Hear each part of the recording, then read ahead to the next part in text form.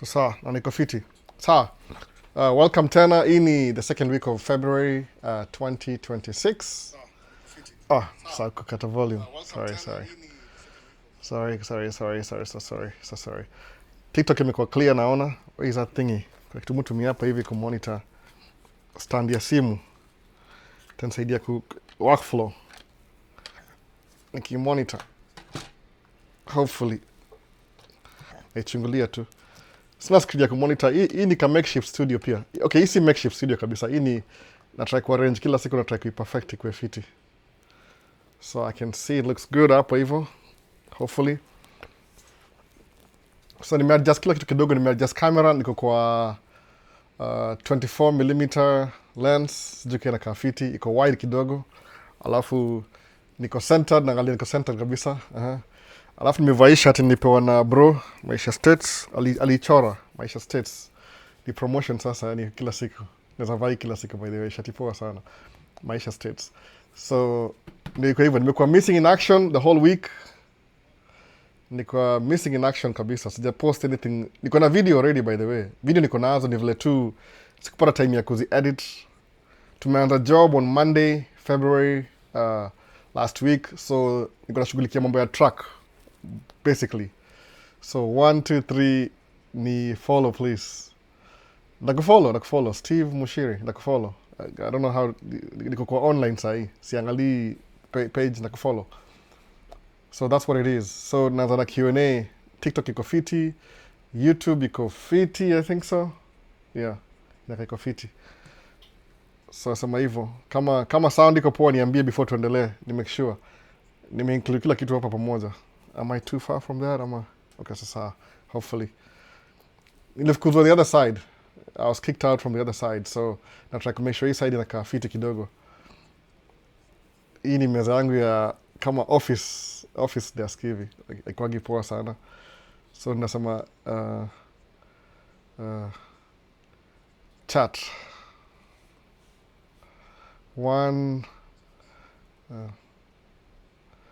One kama sound iko fiti.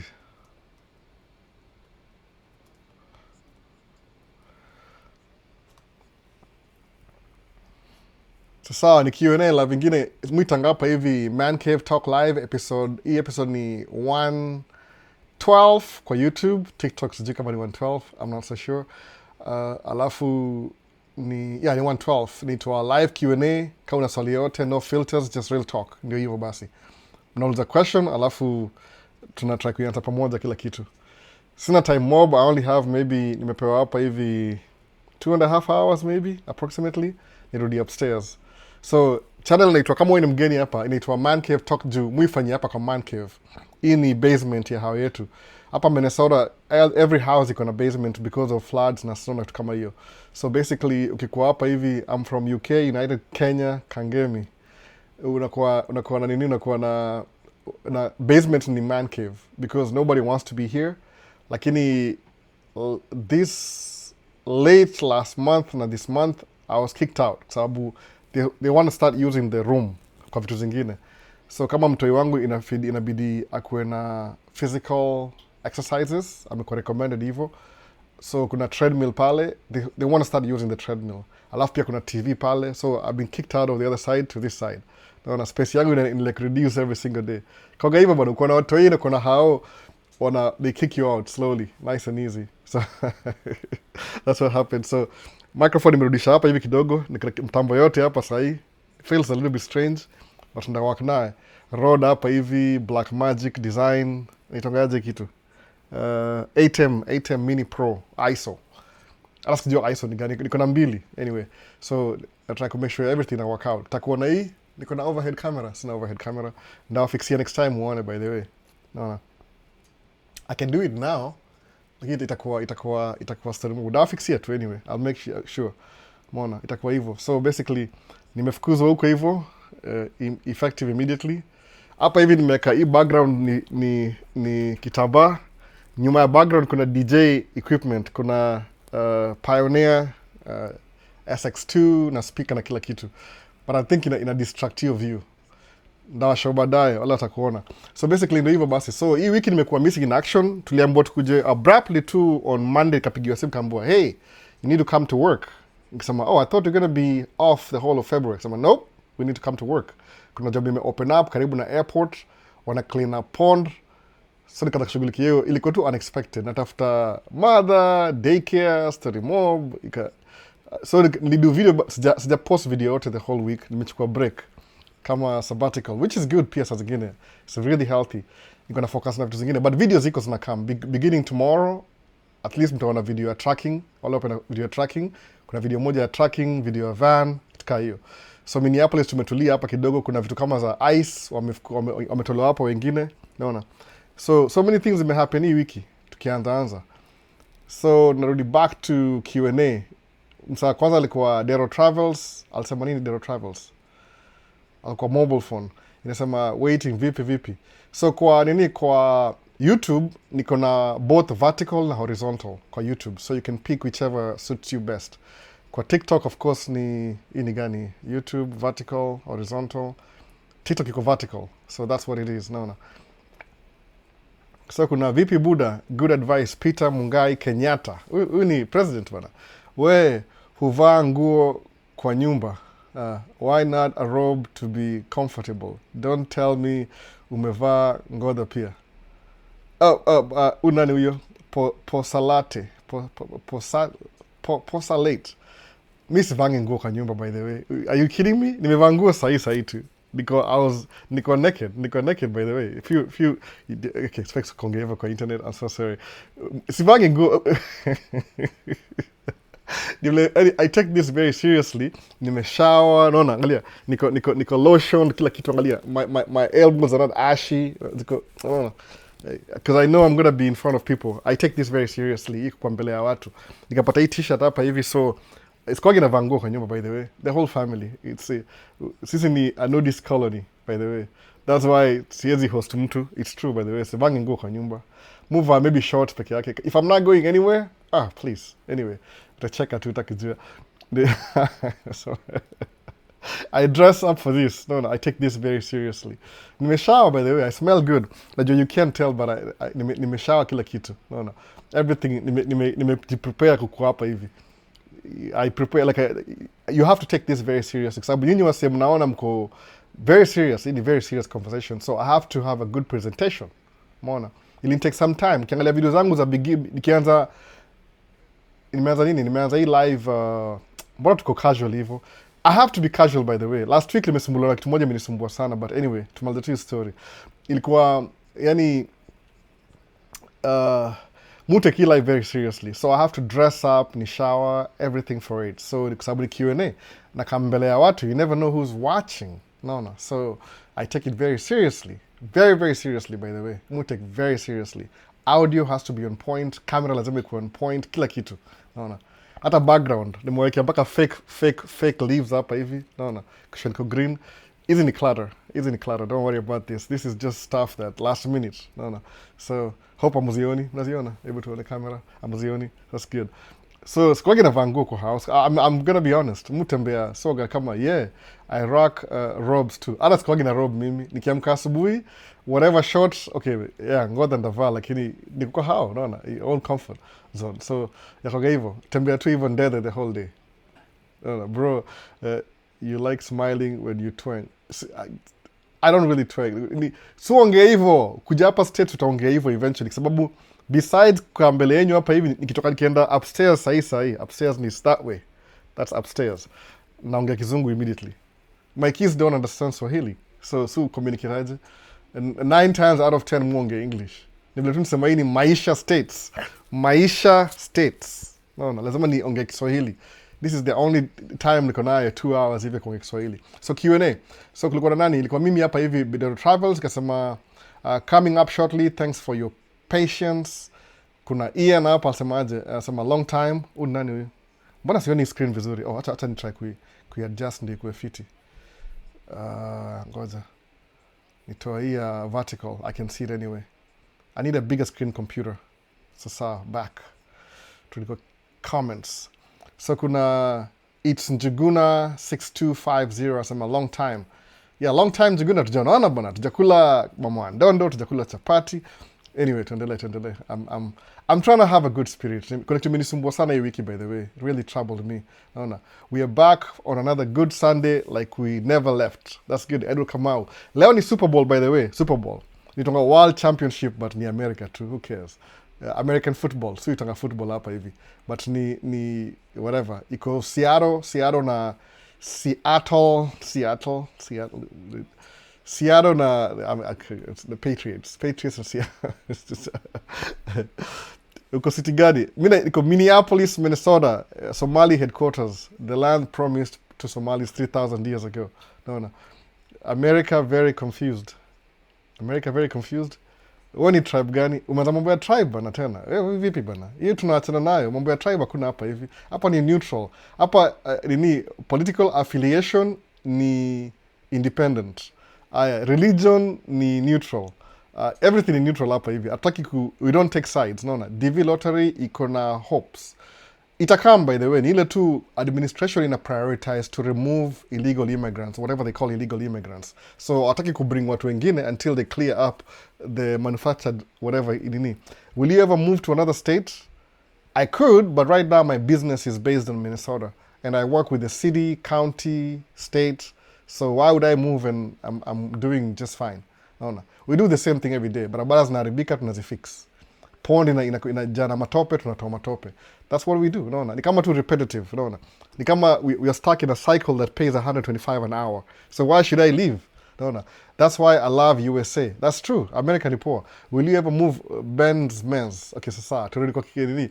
We are back like we never left. So, nataka kujichangamsha, by the way. Niko fiti from Mombasa hapa hivi. Oh, poa sana Njuguna, vipi bana? Ebu tuone Njuguna Mombasa unipatia ama itwaje? Kuna besi yangu moja Njuguna kwa Mombasa. Njugush.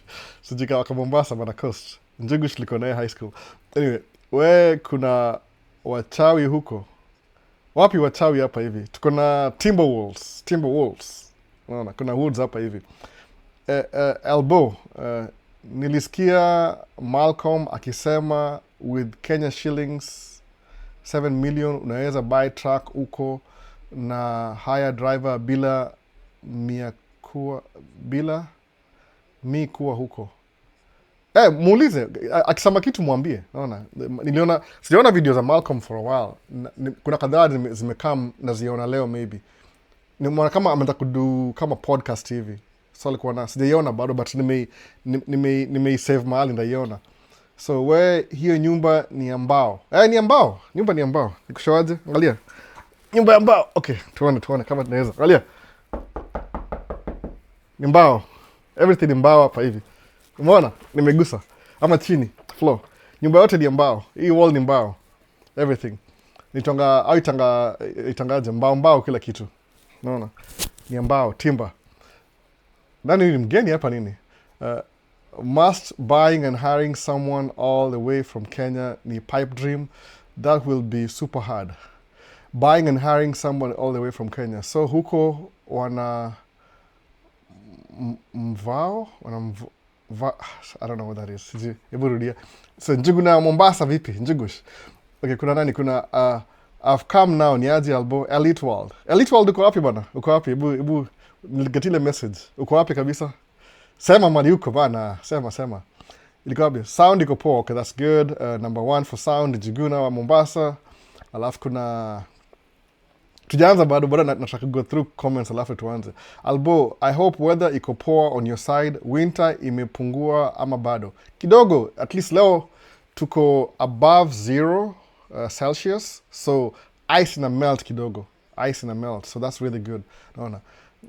Mbao, hi sir, MS, hi Albo. Sijui kama unaweza remember we had a brief chat on WhatsApp. You really inspired me. Naweza kumbuka ukiniambia specifics. How long has it been? Because I'm getting your messages. I do this for free, by the way. Missy agent. I don't do any agent services. Itu ni a brother helping another brother. No. Unfortunately, siwezi kuhelp financially, but I can help you with advice. Niko na do, maybe. But the last year, nimekuwa kirun track moja exclusively. Sina extra money.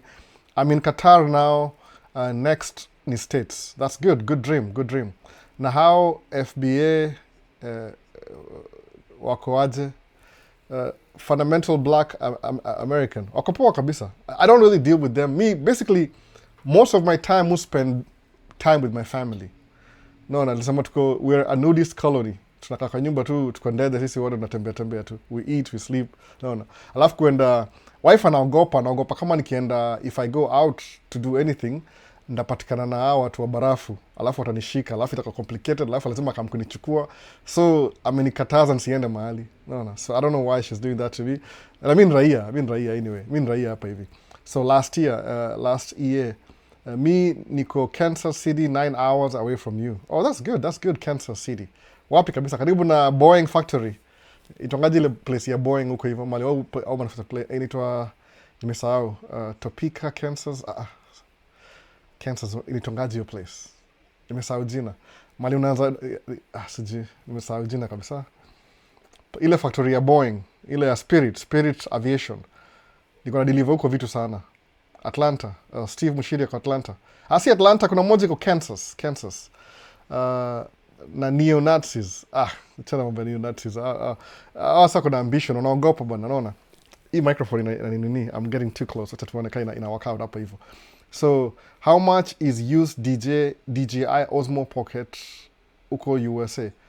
Sijui poa kabisa because it depends. Use marketplace ni ile, if you're selling your equipment, you decide how much you want to get for it. So siwezi kuambia specifically, I know how much it cost. Kila najua ni ile brand new, ile combo. What am I doing? Nime lift desk tena. Come on. Turudi chini bana. What did I do? Hii meza yangu ina move. Okay, sawa. Good. Hope sijaribu setup. It's ni lock. Kuna screen hapa hivi nafaa kui-lock. Hii meza niliget discount. Niko naenda Costco nikapata inauzwa throwaway price. Nikaibuy haraka sana. Hata sikuwa na do, nilitumia credit card yao. Alafu nikailipa baadaye. Hiyo hivyo. So mtu huamua, if I want to sell my camera, ndaamua, okay, I want to sell my camera. Lakini mostly mi upatiana, I give away my cameras. I'm going to be honest. Mwambo request. Alboni aje, kama last year nipatiana camera kadhaa. I send them to my brother, alafu anapatia whoever he wants to. Kituka hiyo. So, niki-upgrade mu give away cameras zangu.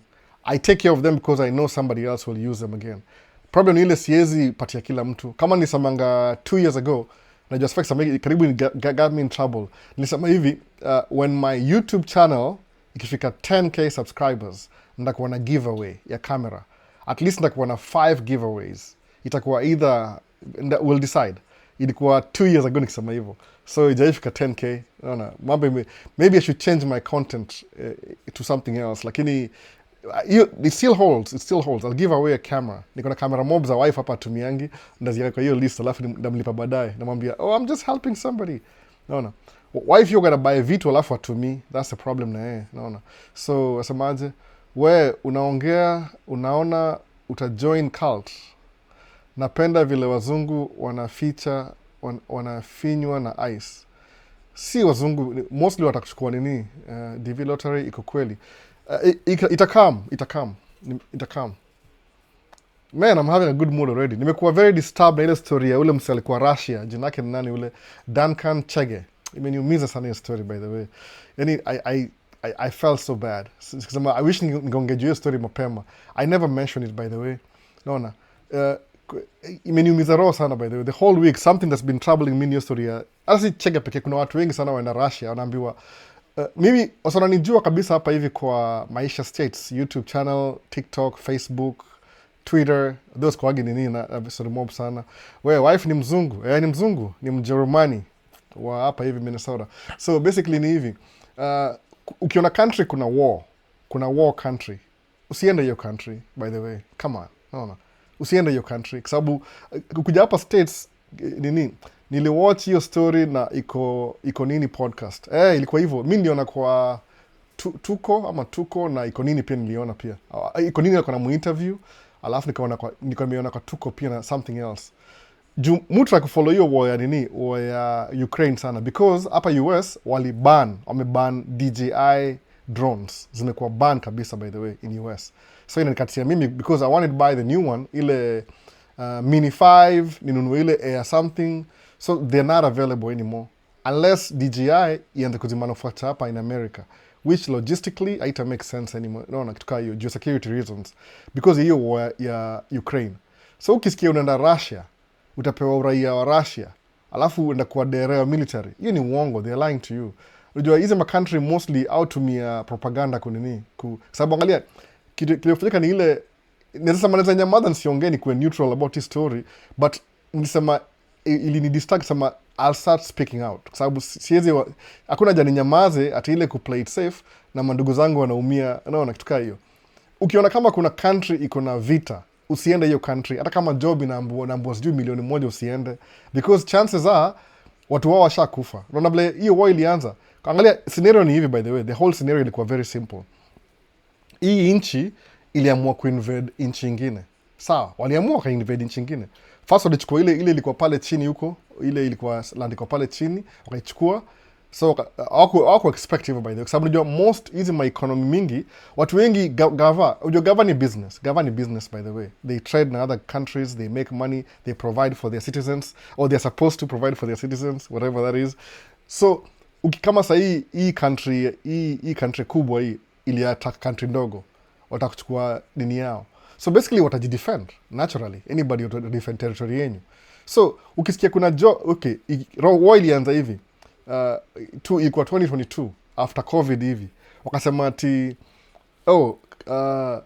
Russia imeingia Ukraine, ime control some neighborhood, meaning hiyo place wame control, military kiingia wanaingia ni kama ni vita. Ni mbaya by the way, unaona hiyo mbaya sana. You don't want to be caught up na hiyo story. Ni kama ile story ile ya Swahili saying sema nyati yule akipigana manyasi ndio umia. So unakuwa you're the manyasi. Ala nimeongea hiyo kwa video moja na post next week, you're the manyasi. Hutaki kuumia, wewe ni manyasi. So why would you leave your country? Uko na comfort, unaamka asubuhi hata kama una ene. Unajua kukuwa peaceful ni more important than kutafuta do in hardship. Unaona? Mbona utoka country yako mazee unasema nimesota, alafu uende wapi? Uende atinata kwa dere Russia na kuna war inaendelea na wewe ni msemo mweusi akia nani na visiting visa. Oh my goodness. No. More avoid your story by the way, but ni wachana wasema agent by the way. Usitumiange agent kwenda mahali. Afadhali ni hivi, msemaje, if I'm gonna do something stupid, I'm gonna be honest. No. If I'm gonna see uko Minnesota, yani kwa ni Minnesota. Unajua Minnesota ni nini, inamaanisha nini? Mine inamaanisha maji, ni Native American language, Dakota tribe, Dakota, Minnesota. So mine ni maji, sota ni lugha yao, it's a local native language. Kama mjaijua, US ni nchi iliibiwa na wazungu kama colonialism kutuka hiyo. So Minnesota iko na tribes hapa, kuna original tribes za Minnesota. Wanaitwa Lakota, Dakota, Nakota. Alafu huko north kuna the band of Ojibwe. Au wako originally hapa, wanaishi New York. Wakahama hapa juu walisikia prophecy yao, some people will come and beat them up, wakatoroka kuja kuishi hapa hivi. So tuko na 4 native tribes hapa Minnesota. Native, au ndio Native American, naona kitu kaa hiyo.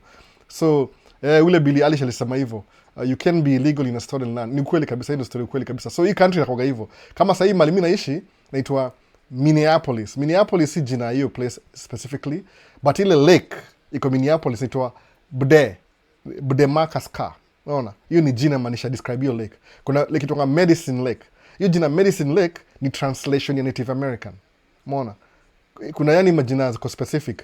Kama of course Mississippi River si jina Mississippi, iliitwa tu hivyo Mississippi. But kuna vitu zinaendelea hapa hivi labda mjiwagi. Vile musema, when you're watching me kwa live, kuna 2 things. You can see me, you can hear me, 5 senses. 5 common sense. Common sense ni nini? Kuna eyes, sight, unasikiza, alafu una smell, alafu una taste, alafu una touch. Naona? So out of the 5 senses, ukiwatch live ya mtu, you only utilize 2 senses. Ile sight and hearing. Naona? Sight, macho na masikio. You can't smell what I'm smelling. You can't taste what I'm tasting. You can't touch. You can touch the screen maybe 2.5 if you can touch the screen. But your screen si mimi, it's a projection of me. So that's what it is, naona. So hii place mal tunaishi inaitwa Minnesota. Kuna Lake Minnetonka, naona. Kuna Minnetonka, Minnehaha. Hizo ni jina za Native Americans. How's it pronounced by the way? Ukienda kwa museum, utasikia vile wana pronounce hiyo jina yote kabisa. Kuna jina zili retain, Iowa, naona, Ohio, hizo ni jina za Native Americans zote by the way, si ati ni Kizungu, English, naona gani ingine nimesahau. Kuna Iowa, Ohio, Illinois ni French, hiyo ni French, Illinois kwa sababu imepronounce Illinois, naona. Chicago ni Native American, hiyo jina Chicago ni Native American. Wisconsin hiyo ni of course na English, lakini kuna place zaitwanga jina za Wisconsin ma city ni Native American bado. Wako everywhere by the way. Naona kama kuna nitwangaje Milwaukee ni mispronunciation ya native language, naona. So ndio hivyo sasa, ati Minnetonka hapa Minnetonka ndio the biggest lake hapa hivi, iko kwa wadosi wanaishi huko wote by the richest people. Hata ice yenangi huko. Table to explain Epsil's I can't do that. No, hiyo ni story ingine ya Epstein Files. Easy political channel Massachusetts. No, hiyo ni mispronunciation ya the original people wanaishi hapa hivi, naona. Alafu kwa hao watu wa Native American kuna wale walikuwa black, dark skin kama mimi. Wako naishi kama Cherokee walikuwa black people. So si kila mtu black ni from Africa, kuna original black wa hapa hivi. Ni vile tu gava iliwa categorize kama slaves wote. No, walishindwa kuwa capture, because they knew the land so well. Kuna history behind this thing. If you want to take time ustudy, ni hivyo. So useme tunaenda Russia ulipe $1 million uende kukua citizen huko hivyo kukua driver. Kwani hawana madereva huko? Utaenda kwa nini? Alafu nijua frontline ya hii war uko ndani ya Ukraine. Ukraine is trying to defend their country. So what's going to happen to you? Imagine yani. Hii story imeniuma the whole week by the way. Sijui kwa nini. So ndio hiyo bana. Hata tuniwache. Nisema hata nitachukua break kwa video. That's why nisema tu nichukue break yani. Ninyamaze. But from now on kwenda mbele nitatry ku address some issues zile zina pressing. Just sasa mata ndakuwa neutral anymore. Sometimes kwa neutral watu wana like information. I knew that already. Naona. Na kuna hiyo story already. Mtadanganywa. So how much is used tuende kwa YouTube? Ilikuwa nini? Hiyo T-show bala. Hii nimekiwa na Kevo bro wangu yoga artist pia. Alinitumia ila. Nimeipata leo by the way. Sijui nilimisplace wapi. Studio inakaa fiti. Nice job. You're an inspiration to me. It's a big deal by the way. Nilinunua hii Amazon. Hii ni Temu. Nilinunua China hii. Ni kitambaa tu. Alafu kuna lights moja mzee nimeweka zina shine kutoka chini. Ndio kuna ile ni separate between. Sina space mob ya kwenda juu. So mtu ya kumake up tu. Hii ni kitu yani I didn't go to school for this. Ile tu naona kama unaangalia what can make the place look good on camera. Alafu of course the screens I'm looking at right now nikidu live, kuna phone mbili hapa zina monitor live, kuna hapa naona alafu kuna screen mbili pale, kuna ingine ya camera, so I can see everything. So I'm trying to make it look a little bit better. Sijui kwa nini. I can do better though, najua hivyo. Ni vile tu sina space. Ni state gani ime legalize polygamy? I don't know which state specifically, lakini inza kwa state ime legalize polygamy, lakini kwa federal level bado ni illegal. So you can still be arrested in your story. Naona seek to it could be practice kwa state, lakini ukitoka state lines unakuwa illegal. Hiyo ndio story moja. Sijui ni gani though. I don't know which one. So Kama 254 album nilianza kukuwatch nikiwa campus, and now I'm a farmer somewhere at the foot of Aberdare, Nyandarua County. Poa sana ni aje? Farming inaendeleaje huko bana? Volcanic soil. Kuna county governor. Hapana, hiyo ni historia ya Kenya tu. Kuna governor wa state, alafu counties zinakuwa managed na state resources. Alafu kwa county pia kuna sheriff ndio anasimamia county. Kuna any specific county ni sheriff ndio kama political anakuwa elected. Hiyo ndio sheriff. Alafu any police under sheriff ni deputy. But mostly sheriff ina work mali mnaishi rural. Kwa sababu rural haina watu wengi sana, wako spread out. Kwa city hapa hivi kama mimi naishi kwa Hennepin County. Hennepin County iko na Hennepin County Sheriff. Alafu kuna cities ndani ya Hennepin County. Every city iko na mayor wake, mayor. Kama kuna city of Minneapolis, Golden Valley, St. Louis Park, kuna mingi sana, Eden Prairie, ni more but that's I can't even name them. Nataka name kama naenda west by the way. So kuna so many cities in between. City iko na city government yake pia. So kuna kuna federal government, state government, county government kind of, lakini kuna city government pia, ile on a lower level. So ziko divided zote by the way. So unapata pesa ya city inaingia kwa city, alafu una transfer whatever tax kwa state na kwa state, hivyo hivyo. Ni a different system altogether, but inaenda na population by the way. Kama vile ukiangalia map uone the whole country ili vote red, which means Republican. I mean the map doesn't vote, people vote. Watu wengi wanaishi wapi? Wanaishi East Coast na West Coast. Hapa in between si watu wengi sana. Specific city kama Chicago kuna watu wengi. Minneapolis population ni, the whole state ni 5 million. 5 point, sijui ni 9 ama 0.4 million. Si watu wengi sana. Umeona? So unaweza explain using Kenyan system. I don't even know how Kenyan system works. Kutoka Kenya kulikuwa na ma province, kwa ma county. So I don't even know. Sababu Kenya si federal. Federal ni kama the whole of Africa. Okay, tuone hivi, United States ni the whole of Africa, tuseme kama West Africa. Alafu every country in West Africa inaitwa county, inaitwa state. Sawa? So tuseme Africa ikue United States of Africa. Alafu kila country ikue Kenya state, Uganda state, Tanzania state. So ule president atakuwa governor. Naona. Alafu chini ya president kuna ma-county. County kuna saa sheriff. Alafu kuna ma-cities, kuna mayor. Kitu kaa hiyo sasa. Nakuanga hivyo. If I can describe it like that. Sababu US ni kubwa. Huge piece of land. Alafu kuna 50 states, 48 states. Alafu kuna Alaska iko huko juu. Hawaii iko kwa island. Alafu kuna territories. Hizo si states bado. Because kuna watu si wazungu. That's why ni ubaguzi tu.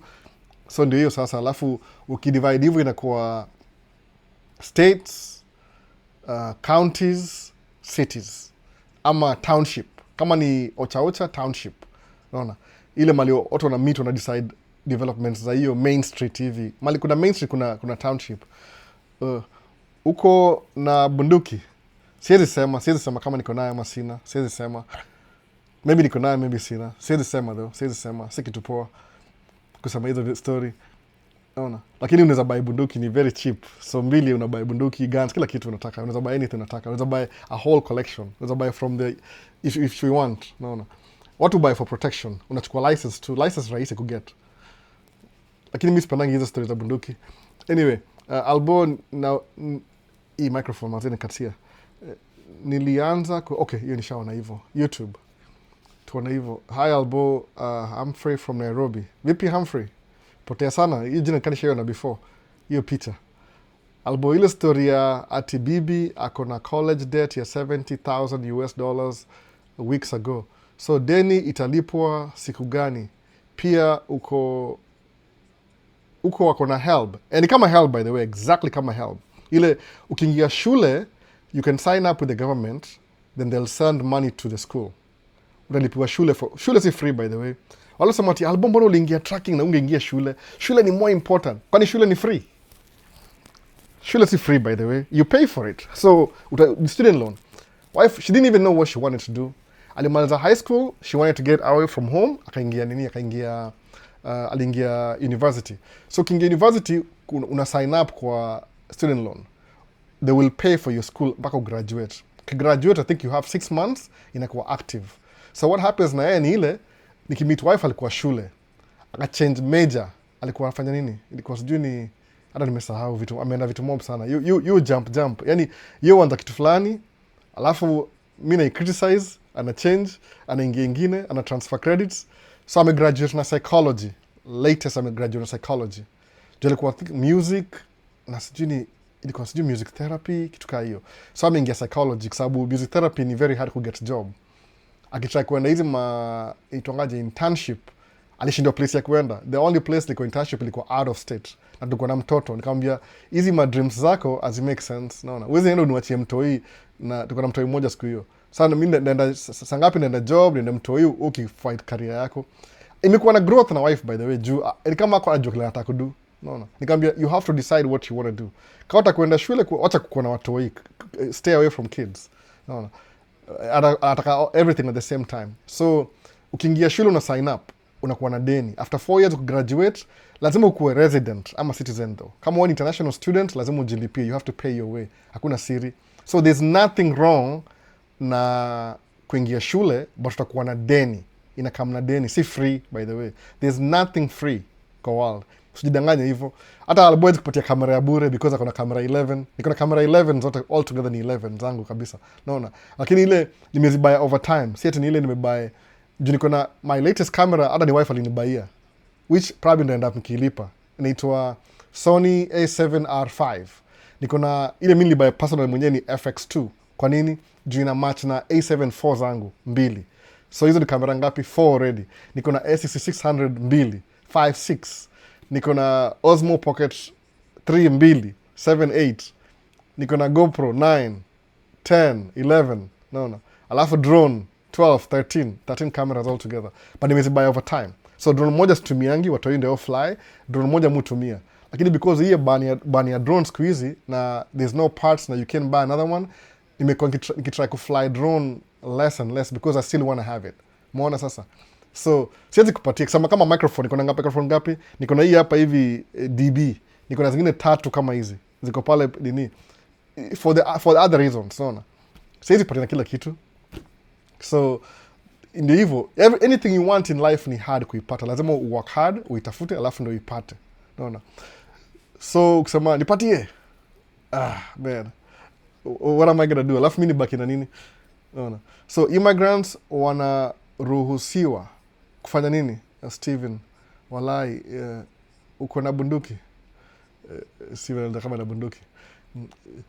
Are you scared to talk about bunduki?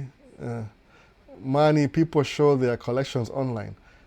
Me stuck show collections. Yani ile, what am I saying? Am I saying I have it or I don't have it? Nia sema ningisha kwa box. Okay, ni poa kwa na bunduki. Kwa na bunduki moja but uifiche kabisa. Au advice ile watu hiyo wasipate, hata wife yako asipate kitu kama hiyo. Ni poa kwa na bunduki saa zingine juu for your protection. Lakini mimi personally nikitembea, sipenda kutembea na bunduki. Ina spook.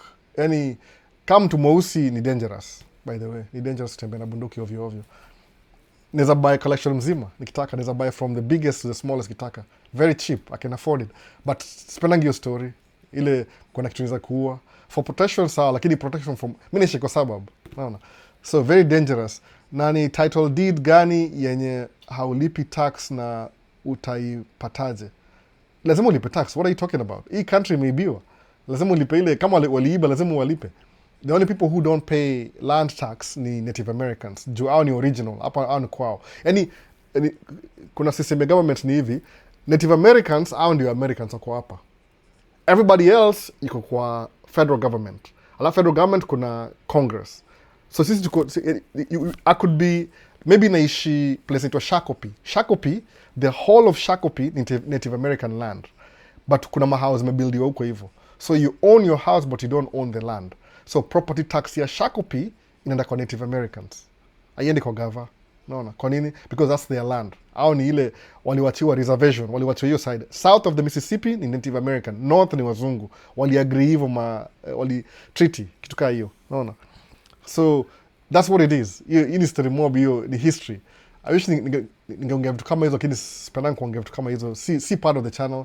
Hapo muonge mambo ya personal development, which includes that, by the way. Personal development includes you need to be aware. Unajua vitu vizina happen around you. Usikuwe ignorant, naona. So kunayo ni nini yasema hiyo? Nataka kugetia question ina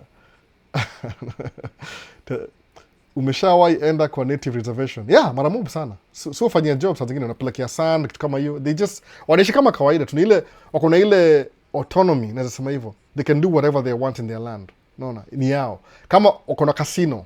Casino ni illegal America, but ukiona casino anywhere in America, inland, hiyo ni Native American property. Kama ukienda Texas huko hivyo kuanzia Oklahoma kuingia Texas, kuna casino hapo hivyo. Hiyo casino ni Native American. Kwa sababu hao rules zao ziko above.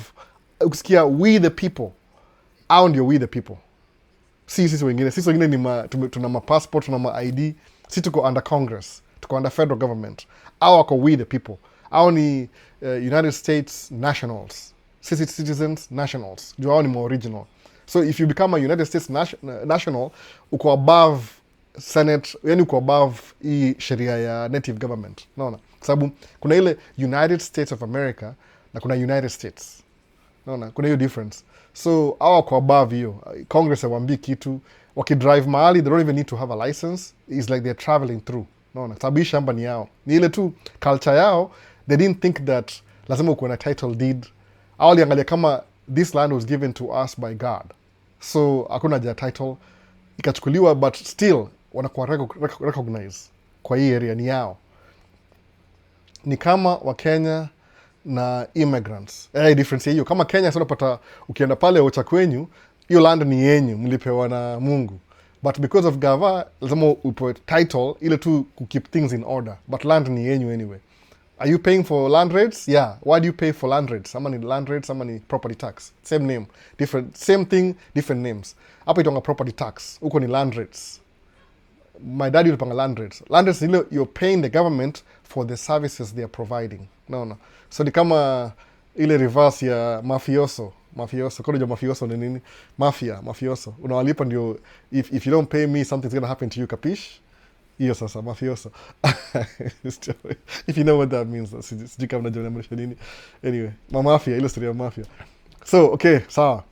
Elite World, I need that camera walai. Nunua bana. Sijui kwa wapi. Cartelos, kitu kaa hiyo, whatever, sema Steve. Hiyo ndio jina ingine pia. So, you're paying for the services that you provide. Because wana provide security, naona. So, buy your camera bana, Elite World. Kama uko hiyo place Paul isema mali huko, buy your camera bana. Kwa na hiyo camera. Maona. So next ni gani? Asemaje?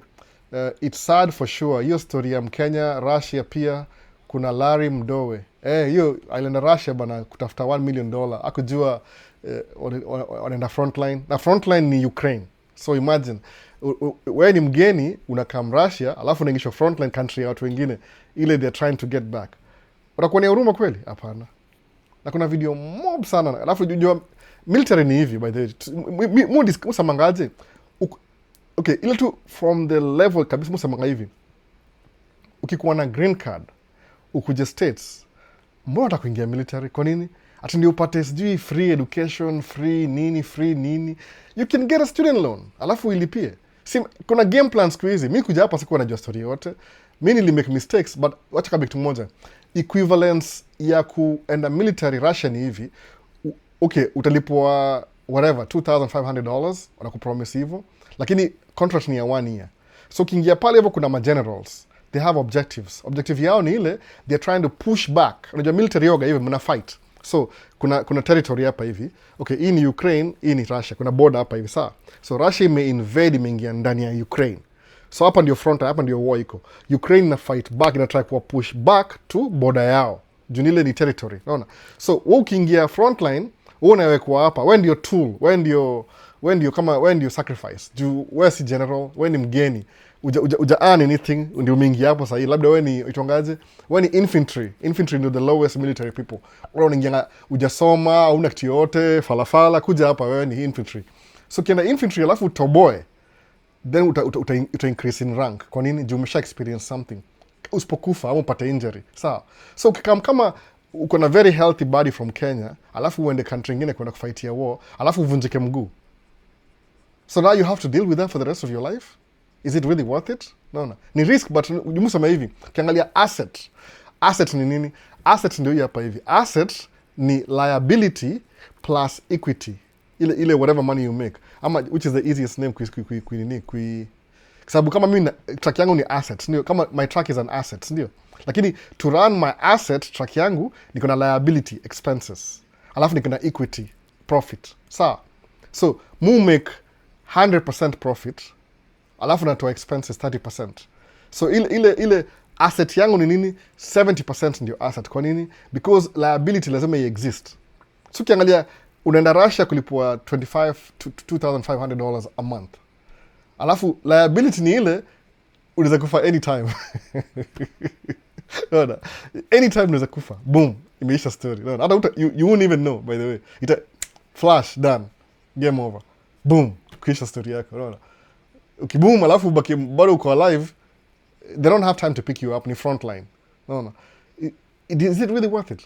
So sema hivi, ukiambiwa kitu if it's too good to be true, usemeaje? Let me do this. Wacha nijaribu, wacha ni research nijue what happens mtu akienda hizi territory kama Russia. What happens there exactly? What happens? Angalia ma video, YouTube. Wacha na TikTok. TikTok iko na a different algorithm. hiyo kama kuna wase au wanaanga video yangu TikTok, video moja, alafu they jump into a conclusion. Unasema yani kama everything iko focus na one video wameona. Na shumse, bado kuna maswali mingi, just go back to my page. Uangalie. Uko na YouTube channel, kuna link kwa channel yangu, kuna link ya YouTube. Uko na sijui video, kuna link. Sometimes kuna argument nakuwa naye na msee comments, hata jangalia the rest of my page. Naona. Kama sasa mati unaongea upuzi tu hapa hivi. Wewe msee uko Nairobi unadanganya watu. Channel yangu ito Maisha States. Nimekuwa 3 years kidu channel. So if you just step out of your page, click page yangu uangalie, you will know everything about me. Naona. At least nimeonyesha. Nimepost kwa main page. Some video will tell you that mi siko Nairobi. I wish I was in Nairobi, by the way. You think si kitu mbaya, by the way. I wish niko Nairobi. No. So promise you a do. Risk ni daily. Okay, so angalia typical life ya soldier. Unakuwa deployed from mali uko unaingia msituni. Kwa sababu ni msituni, you fight. Msituni inasaidia because msituni kuna ile barrier, ile from your enemy. Lazima kuwe kitu inawa separate. Nimesikia Marussia wanaambiwa build trench. Who's telling you to build a trench? Ni general commander. Commander jai kwa hiyo place. Yali fight 50 years ago, labda ni mzae. Una build trench. Kama umsee Chege, altama story yake ni ile, yalikuwa anaishi chini ya ground kila siku. Wanadiga na ingia chini ya ground, karibu na mti. Kwa nini? But hiyo pia ni risky. Juu zile madrone ni ma FPV. FPV ukifly, uza fly juu kana bomb ikufuate kwa hiyo shimo. Umeona? So kwa shimo, what do you do the whole day? Uko na Instagram, unasema ati acha niangalie TikTok leo, naangalia TikTok. Hauna time juu hakuna comfort huko, ni frontline. No. So can you live a life like that where mua hivyo for $500,000, juni how much, $2,500 a month? Can you live that kind of life? Niambie. Ile yani every day, every hour ni between life and death. Every hour ni life and death. No. Can you live that kind of life? Is it really worth it? Alafu jua Russia atakagi mchezo.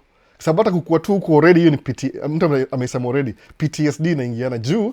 Utakuwa come home every time ukienda kulala unasikia mabomu zikilipuka because your mind remembers, your brain always remembers. Mimi nikikuwa over the road niliingia Swift, nikaenda 2 months na dereva. Nilikuwa hii ni equivalent yangu ya the hardest time I ever had. Nilikuwa na 2 months na dereva ule trainer. Trainer hakuwa naoga, by the way, Mchinese. Hakuwa naoga the whole week, anaoga once a week. Yani mpaka the second week, akaanza kuoga every other day because of me. Because mimi na shower every day. No, nashinda mbona msana shower kila siku. Tukisimama mimi na shower. Ya shawi, analala tu hivyo. Lakini truck ilikuwa yake anyway. So, nikikam home for the weekend over the road. Nikilala hivi kwa bed yangu home, niko nalala kama tuseme na come home Saturday morning, nalala Saturday night, Sunday night, Monday nimeenda wapi? Nimerudi kwa job tena kuendelea kuendesha truck. So believe me, nikuwa na semi PTSD. When I'm sleeping kwa hao yangu, my mind is kama niko ndani ya truck ina move. Imagine. Yani nimelala hivi sikia tu kwa kichwa yangu, yani kama niko kwa truck. Juu 5 days a week nalala kama engine na nguruma. Ilikuwa team driver. So kama nalala truck ina move. Imagine. So nikikam home, I'm still like kwa clock. Ni kama niko kwa barabara bado. Nikisema, how do I get myself out of over the... Alafu, ukienda over the road, utapigia ule mse wa manager, ma dispatch. Utasema, oh, dispatch, kama niko dispatch, niko na computer and good internet, I will dispatch you from Kenya. Naona, I'm shooting my shot. So, naambiwa, enda Oklahoma. Okay, sawa, enda Oklahoma. Unaangalia highway na pitia. Pitia ma back roads. Kwa nini? Because according to Swift, wanataka kusave mafuta. They don't want you to use the freeway. Alafu, how do they do that? Unapewa fuel stop yako, iko mahali msituni fulani hivi. Alafu mafuta umepewa limited. Upewi mafuta yote, by the way. Unapewa tu enough fuel from mahali huko mpaka mahali unaenda. The only time unajaza tangi ni kwa Swift terminal. Kwa nini? Because mafuta ni cheap. Ni mafuta yao wamenunua. So mimi kwa samanga hivi nigundua trick. Every time before I fuel naenda kwa Swift terminal, najaza tangi, alafu narudi. Did you get fuel, Albert? Yes, I did. Why? Nikamwambia, I thought niko terminal ni cheaper than kwa barabara, but that's not the route. Tunagombana, but I know why I'm saying that. Juu nikienda nje nitakuwa limited na mafuta. Naona. Lazima upewe permission. Uko na kadi but lazima upewe permission ya kuweka mafuta. So nikafeel kama somebody is controlling my life. Nikienda home, my mind is still racing. Nikuja barabarani, I'm not making enough money. Nikasema, how do I get myself out of this situation? Nikasema, ndatoka ni by track yangu. That's why I did that. ndikula ngumu kasemaje, I'm gonna employ myself in my comfort zone. Naamka asubuhi kutoka kwa hao, naenda construction, narudi jioni. Miss driving you over the road. I can't even deal with it, by the way. Ni kama niko na PTSD ya kudrive over the road. I hated it. Naona, I hated it so much, nilibuy truck na deni. Naona hivyo, nilichange situation. So ukiingia military, the best option you have, ukuwe captured na Ukraine. But when they're capturing you, watakuua kwanza ama watakuchukua, you never know, by the way. Naona, it's too risky. Pima wait. Naona, is it worth it ama si worth it? Naona, msana kuja hapa na green card, US, alafu unaingia military. Ati wewe kuna opportunity. Mimi nakugarantii ubaguzi jaiisha. Ukiwa military, wewe ni mtu mweusi na uko Miyang, hata kama uko Miyang, wakienda war, wewe ndio frontline wa kwanza. Kwa nini? Wewe ni mtu mweusi. Unaona? Kuna watu bado, wala watu wazee wako 80 bado waona kama wewe ni property. Wewe si binadamu, because that's what they were used to. Life yao watu waligrow. Mbona kama huyu rais wa Amerika sahi ni mbaguzi vibaya, hata he can't even help it. Ni natural. Ali grow up nayo. Unaona? Alafu unajipeleka tu unaingia military Russia. Unapoa bunduki unapiga mapicha, look at me, niko msee. Unaenda kudedi next minute. Unaona? Juu kama uli survive na bahati. Na leo msal sema ati kuna soko kunywa mkojo kwa sababu kikiumana kama somebody is bringing you food na drone once a week, unashindania shimo, uko na simu, ukiona enemy hata you wanna give up. Naona, sababu wale hii war ikianza, wale ma elite wa Russia waliuliwa the first month already, wakaona ni hasara, what do we do? So watu wengi hata wale wa Russia wenyewe wako pale hivyo na fight hiyo war, ni wale wako na prisoner, wako na criminal records, wana try kuwa push juu wanajua hawana option. Unaona, sasa wewe ni nani wewe unasema ati najitoa ni kama mtu alafu maze sijui, iliniuma sana. Kwani uko unajua hizi vitu, kwani wewe una scroll kitu TikTok for nothing? Acha niangalie TikTok, niangalie tu ni furahi hapa hivi, niangalie live nifuate wase. Naona mimi najua siwezi compete, video zangu si interesting sana. Maybe wasogo wanakuwa maybe ni hiyo mambo ya mambo ya business. I don't know what ina gripping. Mu post video nasema tu whatever happens happens. Lakini mse si upige tu research yani. Sasa tu angalia TikTok semeaje ni muona kuna opportunity ya kwenda. Mbona una trust agent? Agent hiyo kula commission. Naona. It's just part of their job anyway. Mbona tumia, you don't even need an agent kwa vitu zingine, by the way. Do you need an agent to apply green card? Na okay sawa, states imekata kuingiana. So uende Canada, enda Australia, enda Saudi Arabia, enda place ingine. Kwa nini? The thing ile ukuwe na ile pesa, kuna hiyo mwaga na hiyo list ya vitu hivi. Kuna ile you're in financial crisis. Alafu na kuna financial instability. Financial unstable. Alafu kuna financial stable. Stable ndio hiyo minimum. Alafu from stable kuna financial ile independent. Independent ndio next after stable. Alafu na financial freedom. Freedom ile you don't have to work. So kama uko na financial crisis, alafu increase risk in the place, auko guaranteed kukuwa alive. Musamangaje, as long as you're alive, you'll always make money. Kwa nini? As long as you're alive uta make money. Lakini kama uko alive, hiyo pesa how are you gonna make money kama uko alive? Unless you create system, no. Before that, kama mimi munga na life insurance. So nikiukata leo, life insurance itasaidia watoi wangu na wife. Wataendelea at least sema, at least you gotta pay off. You know, huyu mjinga kukufa bure, alotuachia ka pay off hivi kidogo. At least, no. Lazima kuwe na system in place prior to. So, hauna life insurance, alafu unaenda war. Hata wasa kijua unaenda war, hata kuinsure. You're too risky. No. I'll bet usikufe mapema, by the way, kwa insurance. Ndio ndio kupata hiyo premium for a long time. Imeniuma yani, but sema tu, I'll be speaking about it though. Ukienda mahali angalia, usiangalie tu do peke yake. Hiyo ni very lazy of you. Unaangalia tu, alisema 1 million. Unaweza trust hao watu kweli? Jamii wana shida kutrust Wangoso, by the way. Kwa nini? Kwa sababu history yao, track record yao ni ngumu kuwa trust. Si kweli kabisa. Walikam Kenya. Walifanya nini Kenya? Can you man, wewe wacha tu. Hebu tuende Q&A bana. Ndaza kuwa opinionated. Pia Marekani military, when big vita happens, they always put weusi in the front line. Kabisa, the same thing. No. Si tulio tuambie. Which one do you mean? The chemist. The chemist anamaanisha nini? There is no opportunity in the US military. Hakuna pesa at all. The chemistry. I don't know. Kuna pesa in a way. Ile experience, ile you can learn something. Mona. Huyo mse alisema it scares him when people turn on bikes outside. Yeah, ni PTSD and PTSD. Naona? PTSD. Mi kwa every time kuja home, I mean, si ati example yangu ni the same kama yake. Ni ile I can relate to what he's saying. Sababu kusema ngaje, if I'm driving a truck ya Swift, nachukua mzigo on Monday, naenda maybe Ohio, 2 days fika Ohio. Nafika Ohio naambiwa, oh, umefika Ohio? Nafika kudeliver mzigo naambiwa, oh, hiyo mzigo huwezi deliver mpaka Thursday. Sasa nauliza, kama nimemake $300 from Minneapolis to Ohio, nimearrive huko the next day asubuhi, halafu mzigo na deliver on Thursday. So I have to sit and wait for 2 days, halafu ni make $300, halafu tena nikaa tena mpaka weekend ni get mzigo ingine. So nikaa nimeenda out for 2 weeks kudo 3 trips. And you're paid by the trip. See by the hour. Hii ni job aina gani hiyo? How am I gonna make money? No. Okay, the other day, tuseme kweli kabisa, nilibuy gari yangu over the road. I own my own truck over the road, by the way. Peterbilt over the road. Nikaingia DAT, hii company kwa hapa Minneapolis. Nikaenda over the road the first week. Ako nilipo for karibu 2 weeks. I was spending my money. By the time narudi after 1 month, nilikuwa na bili yangu ilikuwa 11,000. Wakanilipa 15,000. But do you know how much money they actually paid me minus deduction? 4,000 a month. Because you say, what am I doing na hii over the road? Kama naingia, if I made 15,000, wametoa expenses zao zote, sijui ni ya mafuta, sijui nini, insurance, fees, sijui, nabaki na 4,000. Sikajiuliza, if I'm making 15,000, na gari yangu, navuta trailer yao, alafu na end up na 4,000. So 11 naenda wapi? Nika drive the second month. Nika make at least sijui ni 6,000. Ile mafuta ilikuwa nika catch up. Sema, if I'm doing 15,000 a month, alafu na end up na 6,000, is it really worth it? I was kidding, nipaki hiyo truck nikarudi construction. Kwa nini? Construction ikienda 1 week, 4,000 imeingia. Hata 5,000 saa zingine, hata 6,000 gross saa zingine. Na niko home every night. Sina ile, yani, I'm not sitting and not getting paid. Every time na drive truck construction, I'm getting paid every single hour na drive.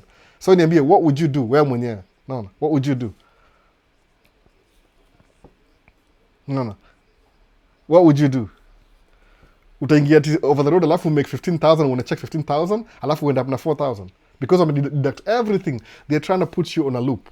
Alafu hauna say, you don't decide where you want to go, they decide for you. No. What would you do wewe mwenyewe? Sijui kama TikTok bado iko active. Acha itazimika. Nimepita tena.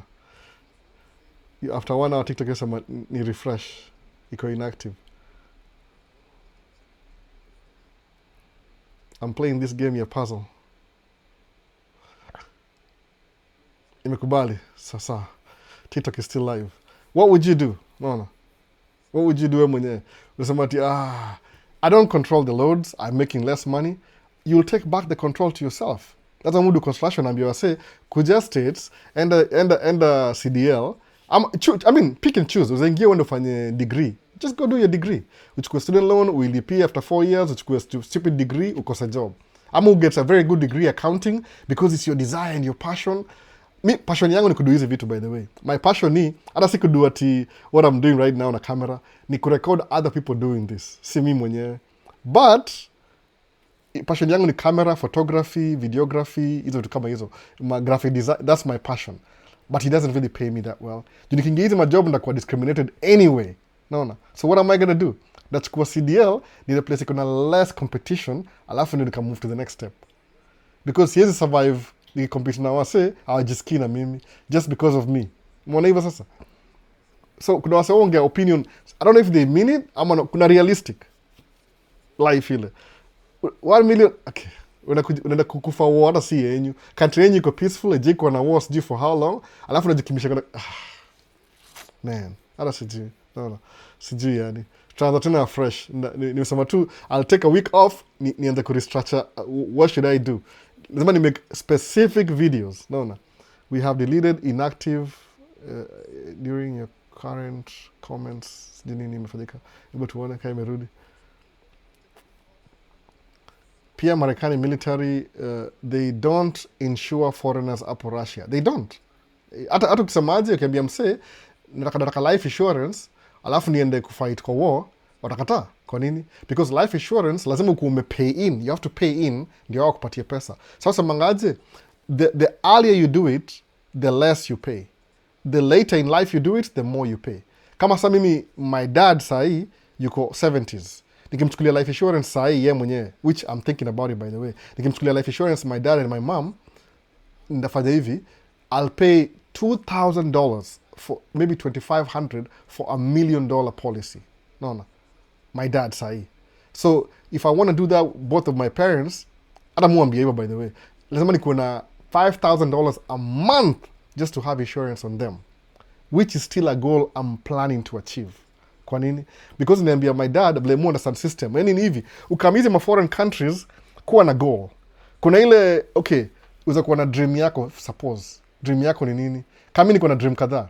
Dream yangu ilikuwa ni buy my own DJ equipment, ninunue my own camera, ninunue my own car, alafu niweke ngoma kwa hiyo gari, niko na mix mangoma kwa DJ kwa nyumba, bedroom DJ, alafu I play them in my car, alafu nikuwe na electronic, nikuwe na TV yangu, sijui how many inches, whatever inches, big as possible, nikuwe na couch yangu, nikuwe na space yangu. I wish for those things. Those were like 19-year-old Albert. Sawa. Kuja state kama niko 27, 28 hapo. 27, 28. Check kunywa maji. Kuhydrate ni poa. So hizi ma small stupid dreams, kukam states hivi within 3, 4, 5 years, nika nimeachieve everything. Naona, everything. Whether, juu nikam understand system inaendaje hapa states. Si lazima, okay, usema, yani kuna vitu wasema aje? Okay, usema, Albo you're gonna drive Audi Q7. Anaffordaje hiyo Audi Q7? Mi sina cash by the way. Niko na cash flow. I don't have cash. Niko na cash flow. So every month, this is how much I make. So nasema aje, is it possible there's afford kulipia gari payment this much every month? Yes. Kwa nini? If I'm making maybe 10,000, gari payment ni, juu nikuja hapa hivi niko na gari ya payment, niko na make 2,800 a month, payment yangu ilikuwa $400 plus insurance. So ilikuwa what fraction of my monthly income. Alafu rent. Lazima ujiangalie uone, can I afford this? So kuja states where kumake do, these things you can afford because unazilipia every month. Kama camera, munu wa camera, there's a walk-in leo kwa camera store, sijui iko open by the way, nichukue whatever lens I want. Nikichukua nikamnae home. Alafu nitumie bill for 30 days kwa credit card. Alafu nilipe for the next 10 months mpaka nimalize. I can do that if I want to. Accessibility. Naona. Hiyo ni kitu moja states iko, accessibility. So napata nikinunua kamera za first, nikuwa na maybe half the amount. Nikatumia credit card, nikalipa hiyo half, then I pay the other half in less than 2-3. Yani it pays for itself. Kuna hiyo system ya credit. So kuja states kuna hiyo credit system. Oh, kila gari ni ya deni. Whatever. But uko na hiyo gari anyway. Naona. Hao ni ya deni, tunaishi kwa hao ya deni. Ni either nilipe rent ama nikuwe na mortgage. Which is which? Same thing. Umeona? Una decide what do you do? So kuna hiyo access ya credit. So what you need to do ni ile, how can you take advantage of hizi system zikubenefit wewe? Umeona? Kusema mimi nagopanga deni, siwezi chukua deni, sawa, utakuwa na struggle because every time ukisema I'm saving money for a specific thing, una save, then something happens, unatoa kidogo because things happen. Utapata rela moja atakufa, kuna matanga, kuna mtu mgonjwa, kuna nini, so you're saving, inaisha, saving inaisha. So the thing ile lazima utafute kitu fulani, it makes you enough money that ina cover your monthly expenses, emergencies, life insurance, mortgages, brand new car you want for fun, ina support hobby yako ya photography, ya videography, na bado unabaki na change. Unaona hivyo sasa? It's just you need to make more money. Hiyo ndio story by the way. Alafu how does this system work? Si unakam na akili yako ya Kenya sema ati mimi nimezoea kulipa cash. Deni sitaki. Mimi niko na deni in the beginning because niko na ile tamaa. Hata DJ system ni buy na deni. Hii mixer niko nayo ilikuwa $800 7 years ago, hata sikumbuki ni when, kitambo sana. It could be 7 years before 2020, before COVID. Maybe 2 years before COVID, 2017 ni buy system. I still have it. Naona. Lakini does it work? Yeah, it still works. There is better machines out there. Lakini kuna vitu utaachieve ili kujipanga. Anza na cash flow kwanza. Kuna cash flow, So, incorporate vitu muhimu. Household expenses. Unazilipa rent, unazilipia gari, nunua gari unataka by the way. Gari kuna insurance, kuna mafuta, kuna maintenance. Factor everything in. Mimi niingia kwa hii system ya hii America, nilikuwa naumia vibaya. Because every month, nilikuwa 500, 1,000 short of my bills. Nikataka kwenda spiral, downhill. Nikaingia trucking. Kuingia trucking, I was a driver, ikikuwa hata worse kabisa. But nisemaje, it's worse, but ile experience yapata trucking eventually nda end up nikibuy truck yangu. Sababu the more experience I have itakuwa easier. I did that. Sikuenda shule na student loan. Juu nijua hii yezi nisaidia saa hii. I'm almost 32 something or something. Naona. Ni get license kama niko 29 ama 30. 29 I think. Hata truck akamwambia, why are you out here driving truck? How old are you? I think niko naka younger because black don't crack. Naona. Sema, just go to school. Why are you driving truck? Wasa wame retired kiongea nao. Hapo ndo nilan ma accent za American by the kuongea na wazee, kuongea na vijana, kuongea na African American, wote. Una decide what you want to do. Unaangalia system. Alafu unaangalia how does it help you. It's kitu iko so personalized that the next guy next to me won't do the same thing I'm doing. Kwa nini? Lazima we customize kwa yako. It's you and your thing. Si ya kila mtu. Mwana hivyo sasa. Anyway, tuendelee tu. It's said for sure, hiyo story ya Mkenya, next nani hapa hivi? Iko nani hapa hivi? Nataka kuwa very good mood. Sitaki kuongea sana, imenimiza hii wiki mzima. Alikuwa kwa hiyo story ya Chege kuenda Russia, in terms of me understanding the desperation of joblessness, I have realized we as Kenyans, our desperation is being taken for granted. Edo Kamau, anybody will take advantage of you kama you understand what they're doing. Sababu they tell you what you want to hear. Unajua hivyo? Muangalianga TikTok, by the way, TikTok. Mungete ma email pia. Kuna wasoni ambia nifanye sijui, nifanye nini? Nichukue product yao, alafu ni market kwa my channel. But musa mangazi, sababu kweli, tangu nianza Maisha States, I've never done anything ya kuuza product hapa hivi. I've never sold any product. Sababu kweli kabisa. The only thing mu sell ni apply green card, ukuje States. Sijaiambia mse ati lipa $5 uingie kwa sijui special group ya. Sijaiambia mse.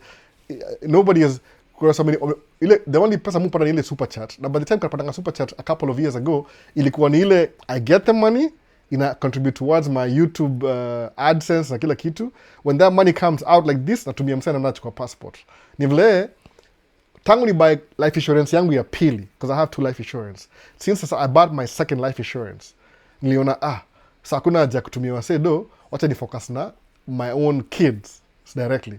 So nina life insurance 2 saa hii, which mulipia every month. Naona. So my goal ni ile, as long as I live, wacha niza afford hapa hivi. Alafu kama mabonga na misibli zangu ni ile, tuchukue, hii ni story za waambia by the way, nazaambia ukweli kabisa, by the way. Kama unaishi States, na maisha yako ingia ni poa kabisa, na kuna wazazi, chukua wazazi wako, put them on life insurance. Ni advantage. Sababu unajua nini? At some point, fanya hivi, imeki kuwe organized. Hii sana naambia tu, si siri by the way. Itakuwa siri, si siri, ni kweli kabisa.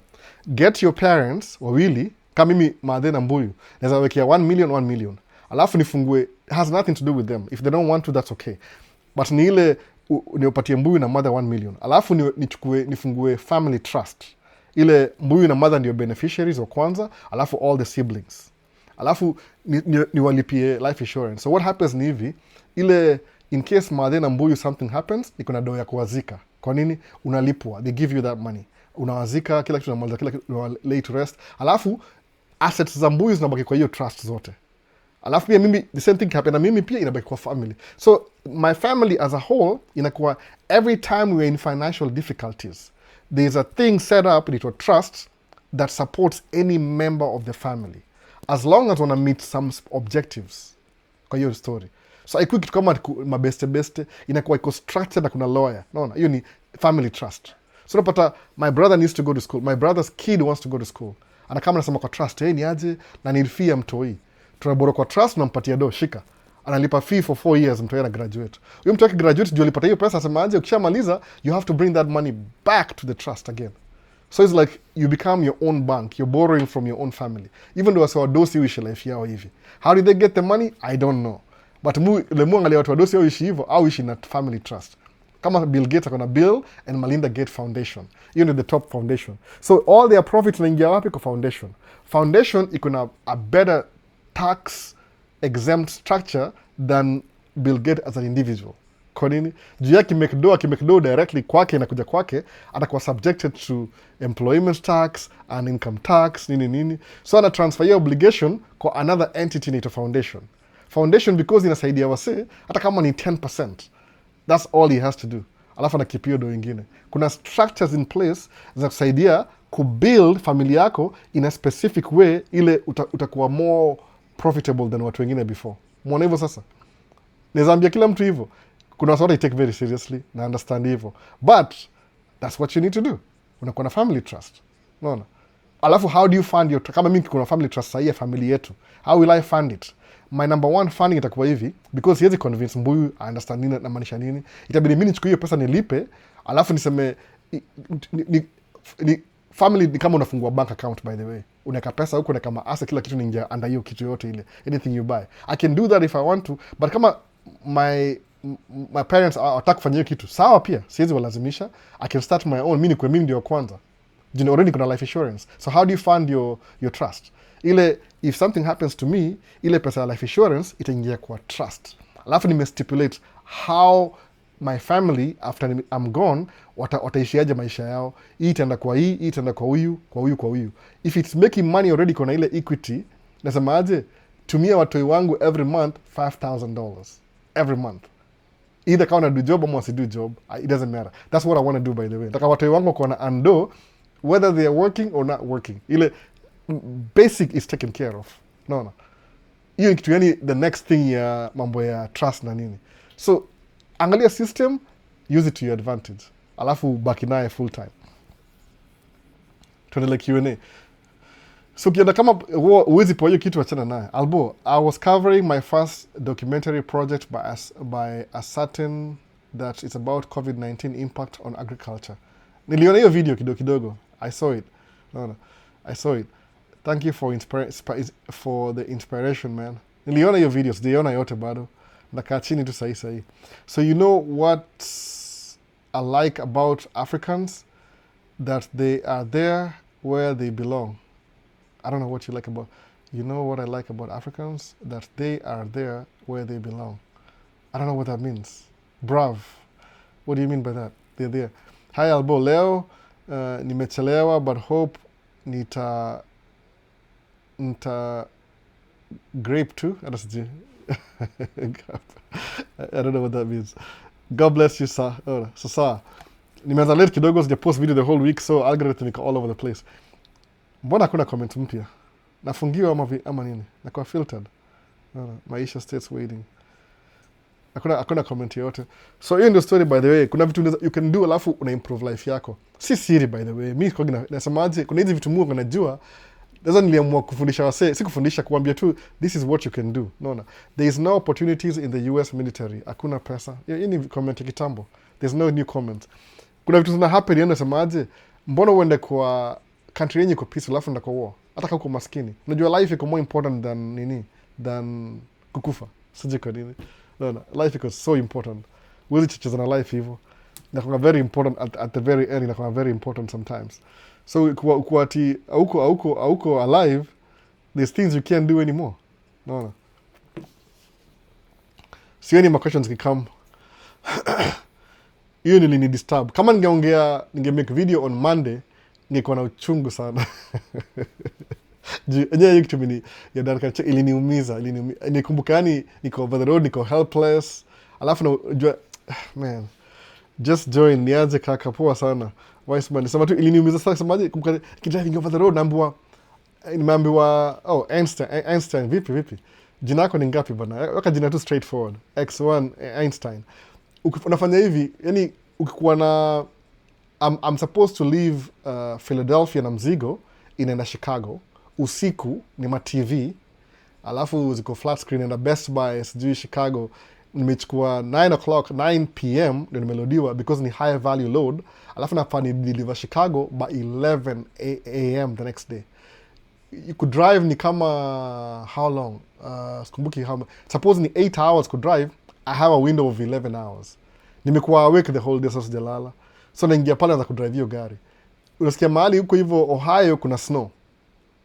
TV lazima ziko deliver, ni high value. So I'm already under pressure. Niko nervous, niko adrenaline, niko high. Alafu najua when I get to Chicago nikideliver hiyo mzigo, I'll have to sleep. At the same time, Chicago ni kama 6 hours away from home. I can't control anything. Ile tu yani, every load over the road, ni ile they decide what they want me to do. Mi sijui kile nafanya. alafu natoka tunaanza kuenda.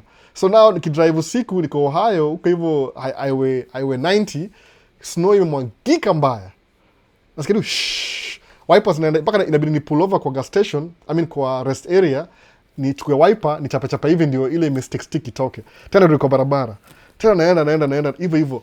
Na hii somebody amenidispatch amekaa kwa ofisi, labda anakunywa kahawa, anaangalia computer tu hivi the whole day. Dispatch ile wa Kenya ile, they want easy things. Albo ni make nikuwe dispatch wako, niko na computer, niko na reliable internet, I just want to be your dispatch, do nothing and let you do all the work for you. Kama ni outsourcing sawa, but no, kama military ule discuss akisema ati ende advance kwa frontline na gun, ende shoot kidogo. The most wanakupatia bullets enough na gun enough, but chakula ni once a week. No. Motivation inakufa tu yani. That's what man, vibaya sana hiyo story. Iliniumiza sana hiyo story ya Duncan bana. No. So I'll make sure I accomplish dreams zangu kwa tracking. Si tracking kama dereva, you have to buy your own equipment. Si kudrive ndio pesa mali iko. Ukidrive you'll have a hard time. Utaquit. Watu wengi huingia tracking, wanaenda one week. Kama kuna familia, utakuwa you'll be away from home for a month, urudi. Kuna watu wengi najua tukianza tracking, tulikuwa shule pamoja kuingia tracking, exchange manamba. After 1 month hivi 2 months wali quit kabisa, they never came back, wali quit kabisa. Naona mimi nikaendelea tu juu mimi nilisemaje, at least sina watoi, sina familia, nikaendelea. Kama una familia, it's a huge sacrifice, ile your mental sacrifice to make. Ukienda over the, utakuwa away from home for a long time. Naona. So I don't even know what to tell you, Siji. I don't know what do I tell you. Utakuwa gone for a long time, but over time utazoea. Alafu fike mahali useme okay, now it's making sense. Alafu sasa useme okay, sawa, now I can come back home. Ujibuy truck yako, alafu ni maisha yaendelee. Kusema tu maze, si kudrive truck ndio do, ni kubuy your own truck eventually. Ni CDL truck driving, and you have your own business. You're running your own business. Tracking business. Understand profit and loss, expenses and income. Usione mimi sikuangi na discuss hizo sana hapa hivi. Kwa nini? Al Karanja sema dreams. Uko na track ngapi? Na 2 by the way. Nishakuwa na 4 siku moja nikauza moja. Si namba ina matter. You can have 10 tracks but how many are running? Mimi niko na 2, I'm running 1. Hiyo ingine ni kama backup. Na iko na payment pia by the way. So ni kama disadvantage. But nile I appreciate niko na hiyo opportunity ya 2 choices. Because najua kukuwa na track 2 ni poa. Track ni kitu si reliable sana. If one breaks down, you're stuck. Naona. So musema minimum kuwa na track 3 minimum. Moja ikiharibika, you still have 2. Mwona hivyo. But when you're building towards that, wacha hiyo ni kwa priority. Ukianza business. Usianze business useme ati I'm going to take a break, alafu useme ndatulia ni Mercedes kwanza. Mercedes si truck. Naona. Mercedes si truck. Ni Mercedes, ni personal car. Nunua track 2 kwanza before ununue Mercedes. Kama mimi niko na trucks 3 before ninunue Audi. Sasa niko na Audi, si drive, inaishi kwa garage. Mu drive van most of the time. Kwanza sasa kama tuko COVID tena juu shutdown, kuna watu wa barafu huko nje wanashikashika watu wana profile. So that's siendi nje ni mwanzo kwa how to, unless nimeenda job na job alafu narudi home tena. So it doesn't matter how many trucks you have, is how many trucks are you running. No. Lazima ni understand a little bit of business, how business works, profit and loss. Bi alafu nunue truck yako, alafu jue si ati utakama ununue truck alafu you'll just have money. There's some basic business profit and loss things you need to know. Income, expenses. Usipojua hivyo utakuwa broke in the last, utasema this is the worst thing I ever did in my life. Why did I do this in the first place? Alafu quit. No. Itakuwa mbaya sana. So nini ingine, kuna swali yote ama tumalize sasa? Saa ngapi sasa hii? Right on time. Niko kama maybe 23 more minutes nimalize. Sijui kama TikTok ina filter ma swali zingine, jina kama imesimama tu. Alafu baadaye kama unapata kulikuwa na maswali zingine zinakaa mingi sana. So ukienda kama unaenda out of the country kwenda kufanya job, usiende country kuna war. Naona, tafadhali don't do that. Utakuwa fast kwa drafted. Unajua mimi kama understand this story ndio understand history ya America. History. Kuna book nisoma, sijui maliza book paka leo. Inaitwa Project 1619. Sijui maliza hiyo book paka leo. Naona. Nimekufollow for sure for some time na umenimotivate sana. Nakumbuka ukini advice na nika accomplish kaka. Al Karanja, niko advice nini hata sikumbuki bana. Unajua watu badilisha majina. Unaona? Kama najuanga Dero Travels, namjua, naona kuna watu najua tu kawaida. Kabisa kabisa, sikumbuki kabisa. Kama hii ni poa though, kama ni advice ni poa, si lazima hata nichukue credit. If I said something ikakugusa ikakusaidia, that's the point. By the way, hiyo ndio point. For free, actually for free. Juu ni ile kila nasema ni ile, if you can relate to what I'm saying it make sense. That's why nasema aje, acha ni show vile mua na record. By the way, I'll just show you na record hivi na hivi na hivi. Bila sina camera sasa, niko na camera but siwezi. I'll show you what I'm doing. Si ati ni kitu nobody stelipa. I haven't really paid anybody akuje anisaidie ku set up anything I'm doing right now. Ni ile unanunua, una experiment mpaka ina make sense. No. Hiyo ndio nini yangu. Alafu when somebody looks at you, alafu sema ati it looks like you know what you're doing. Mu check atu sema tu you have no idea. No. Sasa ulini advise vile nafaa nijipange kuja na kuhostiwa, and you told me all I should expect. Kwa hivyo ushakama already, ulikama ama? Ulikuja ama? Sijui ulikuja. No, greetings from East West Coast. M-Corp, najua M-Corp, nice setup. Please talk about LLC and C-Corp conversion. No. M-Corp, you're the only one who asked that question. Yes, LLC na C. Yes, si topic ya kila mtu. Oh, by the way, kuna vitu siwambiagi by the way. There's things that I know that I don't talk about. Usifikiri. There's things that si appropriate kwa hii channel unless ukiuliza. No. Bado, like I was working towards it based on the advice you gave me last year. Oh, that's good. You're on your way, by the way. Ni poa kuwa on your way. Musemaje unaangalia life yako hivi. From a year ago to date. How long, where have I been? Like, kuna any improvement from last year mpaka this year? Nasema yes. Kama nimefukuzwa from the other side. I don't know why they did that. Hata bado iko empty bado. Hata hujai utilize the whole week. Nikuja hapa hivi. So hapa hivi, hapa ni mufanya unboxing video. Hii ni unboxing setup. Sasa hii imejaa na vitu hapa hivi na nikatia ni aje. Hata sija get time ya kudu zile ma planes unboxing. Naona. Ukiangalia video 2 videos back I think, niko na mabox hapa hivi. Box nimezipanga hivi zote hizo za plane models. Niko na hint. I was hinting the next video. But sija get time ya kukaa chini kuifanya. Mu collect mandege na plane collection. Nishazitoa hapa, nimezi move by the way. Plane collection. Ile tu it's one of the things I've always liked. Ile samaje, kama sama siezi, I can't afford a brand new plane. No. Kuna plane kama Boeing, sijui ni 300 million, siezi afford. But if I have a replica, hiyo plane, naeza iangalia hivi kila siku. Ni kama toy but ni collector's item because zinakuwa die-cast shrunk model. Ikiona nasikia poa. So niko na collection hapa hivi at about 22 planes collection. Si cheap by the way. Each and every one of them ni kama between $60 to $100. Alafu niko na how many planes model? Kama 24 hivi. Naona ni mob sana. So piga hesabu yako. Hiyo ni hobby ingine pia nimeanza. Nianza last year by the way. I was just collecting them. Ilikuwa by accident. Niko nenda kwa store kununulia mtoi ule my youngest. Ile kama setup ya ilikuwa setup fulani alikuwa nataka inaitwaje. You watch vitu kwa hizi ma TV, hizi ma programs za watoto. Ni kama a farm setup. Ile kuna ng'ombe, kuna mbuzi, kuna farmer. Nikanunua. So while I was in that store, nikaona model planes. I was curious. Nikauliza how much are these planes, wakaniambia. Sikuwa prepared na hiyo, but ilikuwa obsessed nayo. So what I did, kasema aje, wacha niangalie online if there's any other place wanaziuza. You sometimes kwa store it's more expensive. Nikaangalia online, nikaangalia YouTube, nikapata kumbe kuna community ya wale wasowaga na plane spotters au collect ma model plane pia. Kama msaidia Sam Choi. Sam Choi yuko Kenya pia. Sasa yuko Kenya I think. Ama the last 2 videos ameko Kenya. Alikama Kenya Airways, ameenda Tanzanian Air, ameenda something like that. The last video. Au collect ma plane pia, model planes. So nikamua from now on, I start collecting. Naona.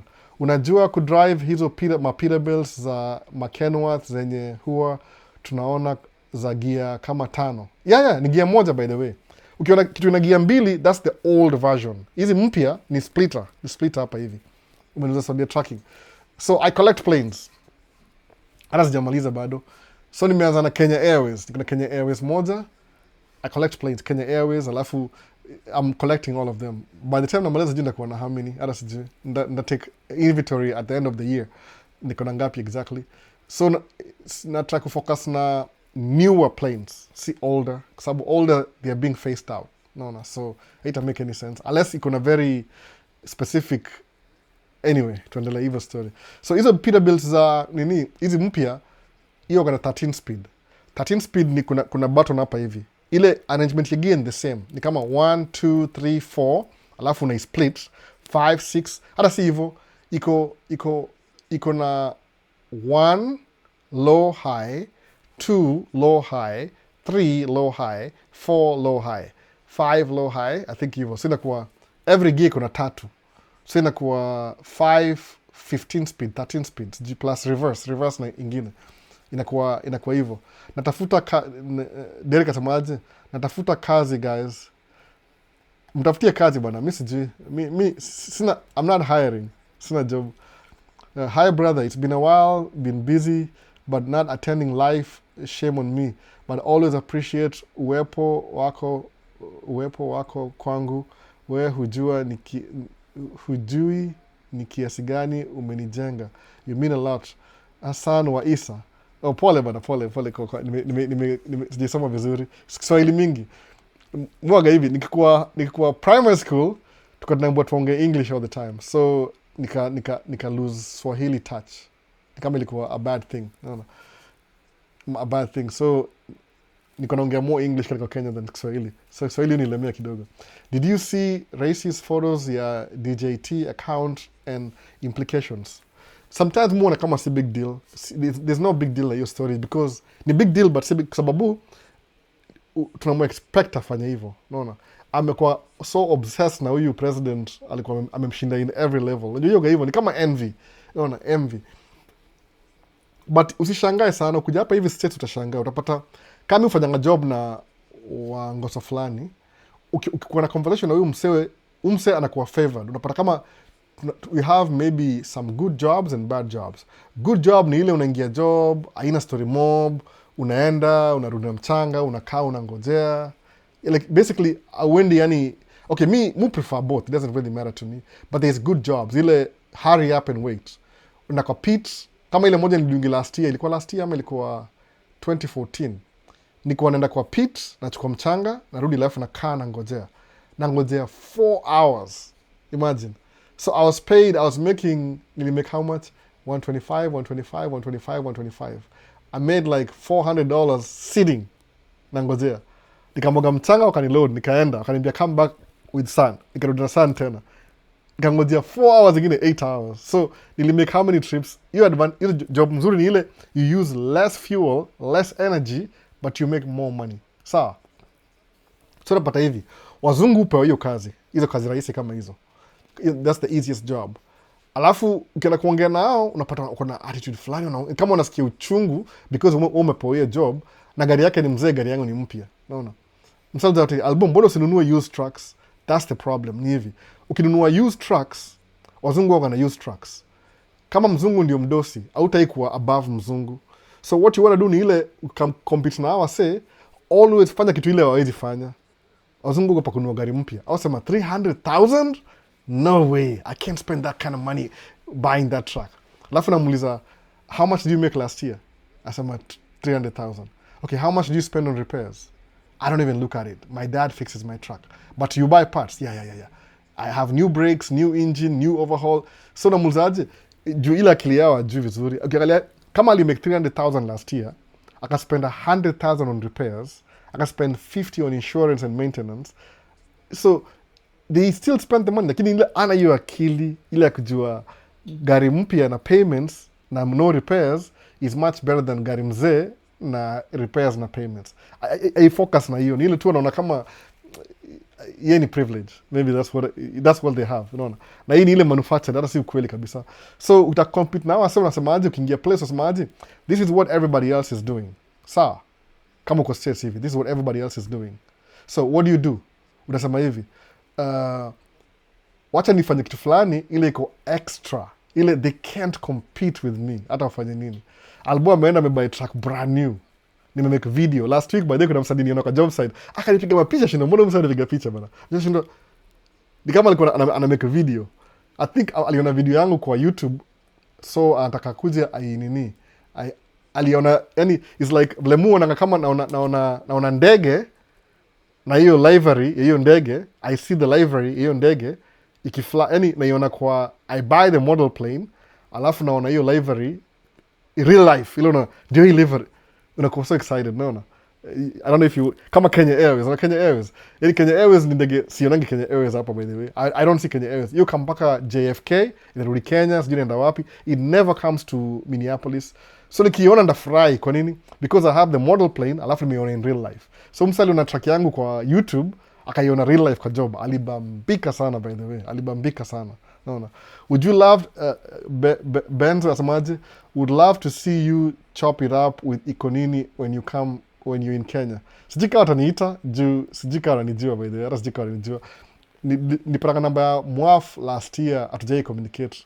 Ni kama ako busy na hiyo grind yake, grind. Ile, yani whatever they do, ako busy sana. So nikaona maybe grind yao na tujuani, we not friends. Mse mtu ya kujua ni umse wa Kisingani podcast, maybe. Kisiangani. Something like that, I think so. Nimesema vibaya. Ula limona kwa nini. Mtu ya kufollow as many podcasts ziko Kenya as possible. Ile what people are doing. Sababu kama niko diaspora, au ndio wase najua at least a snippet of information ya Kenya. Kama watch Ikonini podcast. But I think wako, it's either sijui juu niliget namba ya Mwaf, tuka exchange, akatuma message, ikaishi hapo, hadi ikuwa endelea. So it's either wako too busy, wanadu grind yao, juu au make video every day, naona, au make video every day, ama alilose namba yangu or something, sijui. But hatujuani anyway, hatujuani. Sikwagi na follow up sana. Si lazima though, si lazima. Wakiniita ndaenda, naona. Will you ever do open panels on TikTok where people can come and talk? I can, it's just my time is limited. Naweza fanya hivyo hata saa hii, ni ile tu, the last time I did that ilikuwa 8 hours. My wife was so mad at me because ilibidi, according to her, she had to watch the kids by herself. And ajaiona kama mimi doing YouTube ni kama priority kwake. If my daughter is a little bit older, ile she can do things without my intervention, I'll be doing that in the future. Ile discussion. But it's so boring, unakaa tu. No. I mean, it's good kama una time, but nikaa atapendi hiyo story. Hiyo taka kama sasa hivi as I'm doing this live and I watch by the way. After maybe it's 2 hours from now, ataza kuni text. No. Nimalize. Because there's things to do. Ile if she wants to go out of the house, I have to watch the kids. That's what's going on in my panel.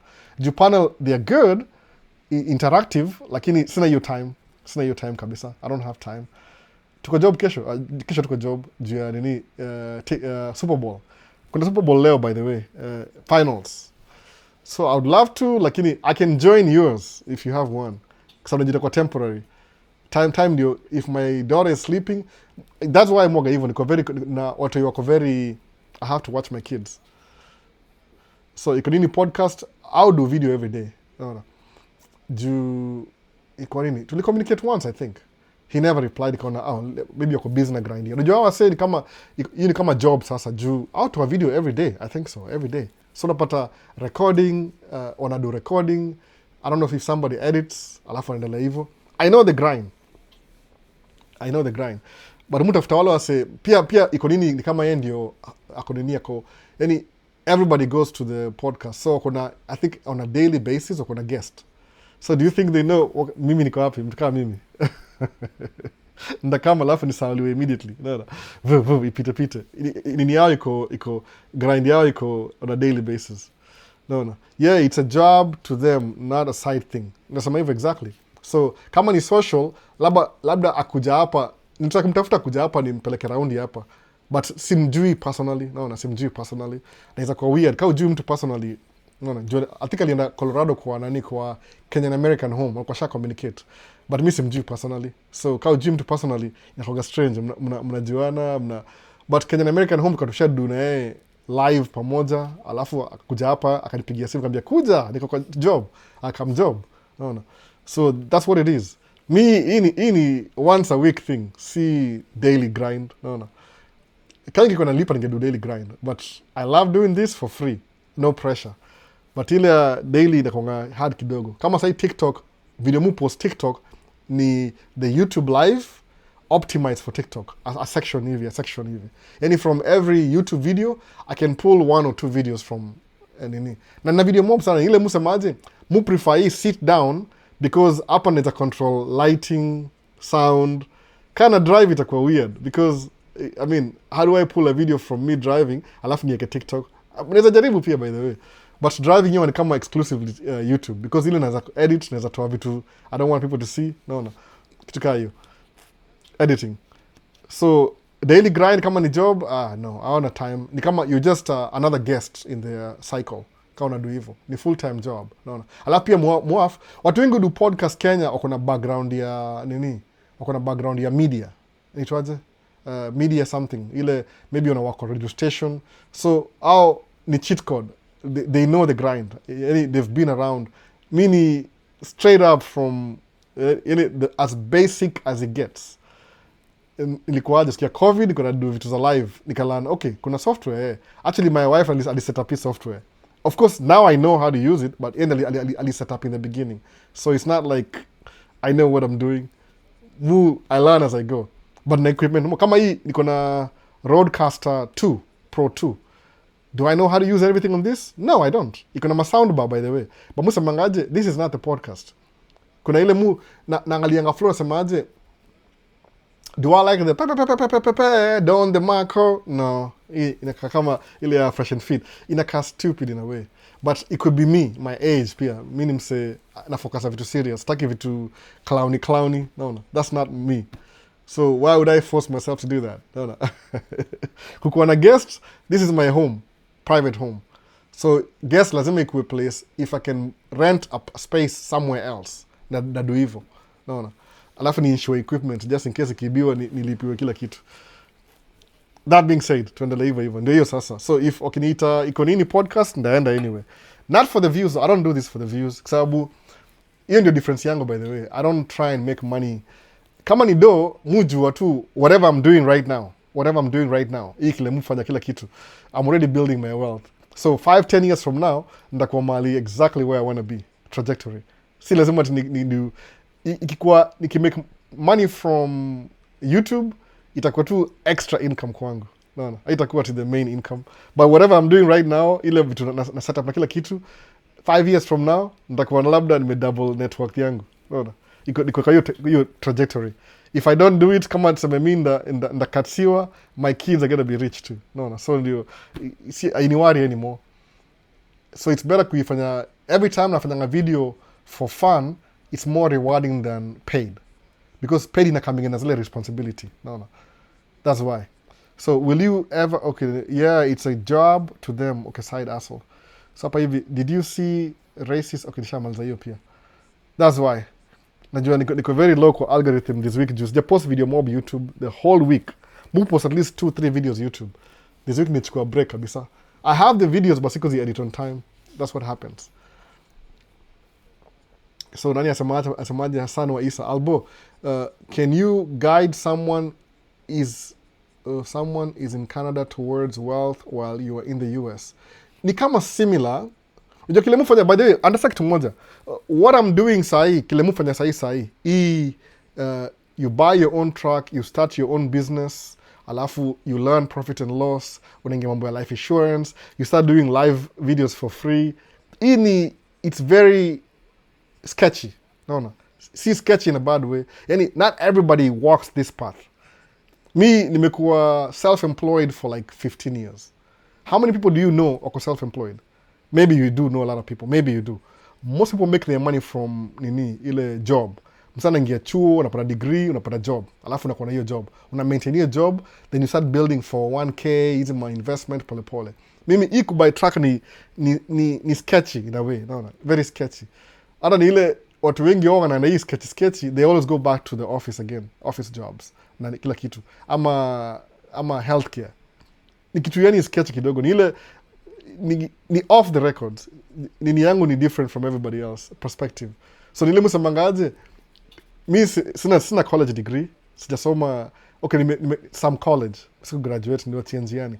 But ile yani ni kama uko almost self-made. Almost. Since niko self-made kabisa because there's things that are happening in my life zimenisaidia ku maneuver life. Kama sahi my second track, the company that I work for walinisaidia kuifinance because I didn't have good credit. Mona. So because they helped me with that, sisema I'm self-made, but muishi life yangu ni self-made. Like the way I pay my bills is what I do. I don't work for somebody, I work for myself. Mona even different. Because I record video, I don't ask for donations. Nanunua whatever I need. No. Niko na overkill. Niko na yani for this live natumia overkill equipment do live kama sahi, which I don't really make money, ni kama side. Lakini my trajectory from now kuenda mbele, najua 5 years from now, something that I'm doing now, ile system create sahi, itakuwa increase in net worth. Labda ndaka nimebuild ingine tena. Hiyo ndio mindset yangu. That's why nangojianga, kama say my wife, I decide, do you want to go to school and get a job, or do you want to just stick to business, focus on business? According to yeye, anafeel kama it's more prestigious kwenda shule. Na msho sasawa, jumi na job moja. One job ni hivi. Mimi ni ile, I have one thing in my mind sahi, one track mind. Nishaona tunnel. Ni accumulate wealth, na if nikimaliza historia journey yangu ya life, ni wachie watoi wangu something they can fall back on. Now, it's not just something small, something big they can build towards. So as my kids grow, nawafundisha, this is how daddy makes money, and this is how you should make money from this other. Nile, kuna something, muangalia mentor, muangalia kama ule, the guy that I work for, ule kama subcontractor. Yeah, watoi wao, I'm align his kids in a way that they understand the business. So hata kama yeye ukimtoa, basically ni kama atafanyangi job anymore, amejitoa. But even wakona manager, wakona a system in place that runs everything even without him interfering. 100% by the way. Amekaa tu kando sahi. So that's what I'm trying to create. Ni conventional, si conventional. Ukiingia mambo ya business, utakuwa na patience between 3 to 5 years before vitu zingie laini. But ni ile, the journey to this destination, itakuwa stressful in the beginning, but it gets easier the more you do it. No. Kitu kaa hiyo. Kama nasema aje, naweza kuwa labda tuseme hivi, for example, tuongee kama kuna hiyo advantage, Iko Nini podcast. Hiyo ni podcast moja very known, well known in Kenya. Sawa, Iko Nini podcast. Hata mu watch by the way. Me every week mtu akisema, okay, kuna topic zile ziko irrelevant kwangu. Ile nasema hii naachana naye because I'll post I think every day. I think every day I'll post. Unaona? Kuna ile commentary ya Muaf kivyake 20 minutes. Kama si watch ndasikiza in the background, nisikie tu what is he saying? What is kitu kama hiyo. Umeona? Kuna kama hiyo stories za huyu Daniel Chege niliona kwa Iko Nini podcast, nikaanza kuiwatch because nilitouch hiyo kitu kwa YouTube hivi, the next time kuangalia hiyo page kurefresh, ikashow ile ya Tuko. Ya Tuko, Iko Nini podcast ilikuwa 1 hour something, Tuko ilikuwa half an hour. Nikawatch Tuko kwanza.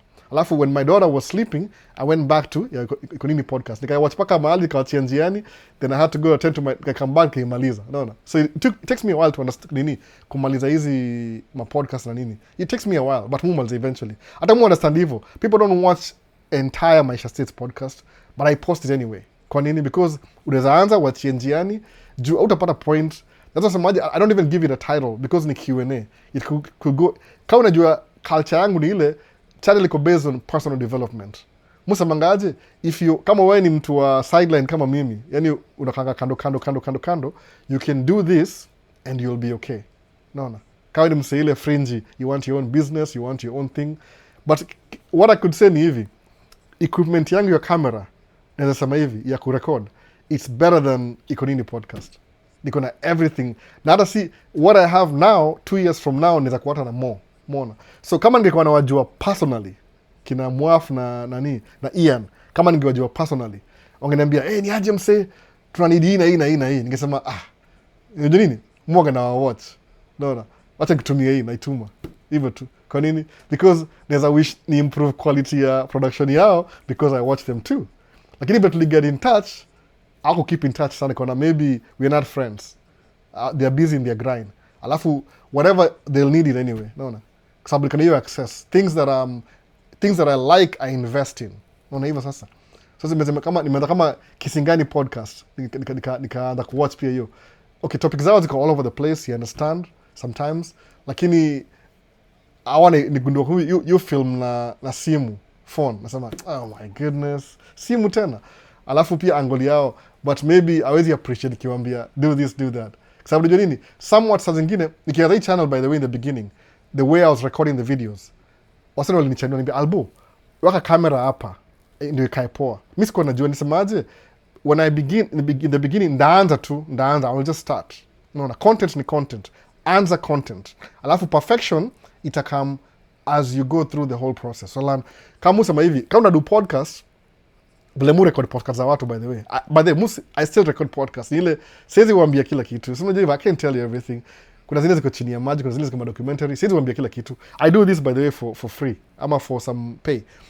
Muwe kawase kwa angle katikati hivi, yani two people na wasema hivi, wanakaa hivi katikati, this guy looks at this guy, wanaangaliana hivi, alafu nataka kwa mahali, kwa kona mahali, there's a centerpiece, ile reference, unaona, so inakaa poa kwao. Alafu they didn't even ask me, kwa sababu unapata watu wanaongea, people who are wale watu wana record, they don't know how the setup looks like, so lazima ni take your initiative, ni make it look like this. Kisingani podcast au wanakaa hivi straight, kumbe ni, I thought they were using a camera, kumbe ni simu. Sema, man, I wish you were friends. Ningiwambia, mse, what do you need, a camera? Nipatie a few months hivi, pesa kiflow. Because I watched them too, no. Lakini bani ile wasewa gani kama, nasema hivi, kuna wasewa feel kama hao ni celebrity. Ile unaona kama I'm a celebrity, so siwezi deal na watu wadogo hapa sana, no. But you never know who's watching, musa manga hivyo. You never know who's watching. You never ever really know. Amekuwatch, kama mimi big fan wa iko nini podcast sana, they never got in touch, so okay, maybe tu like watch too, they got this. Is the same applicable in Australia, tracking? I don't know. Sometimes you have to create it.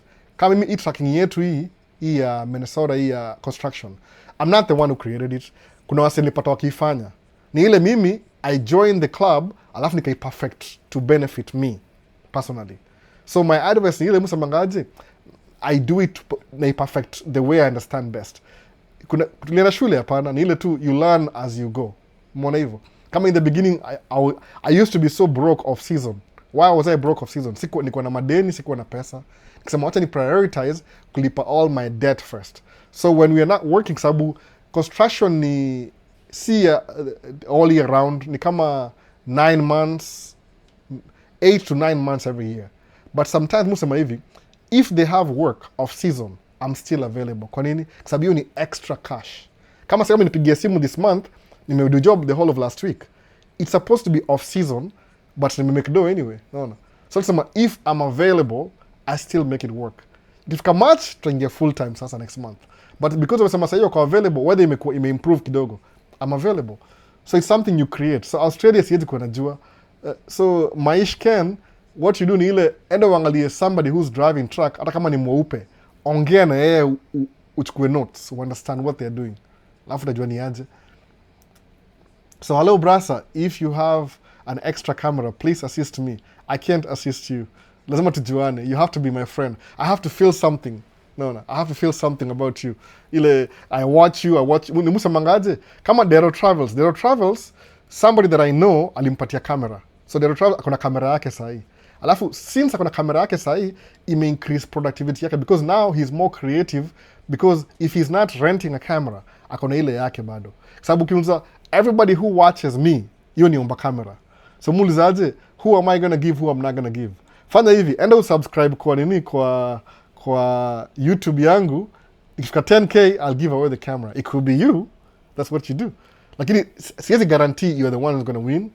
Ni ile tu, mujua, I have, nisemaje, if you ask me, like, nitafutie the best camera ya podcast, I know what I can get.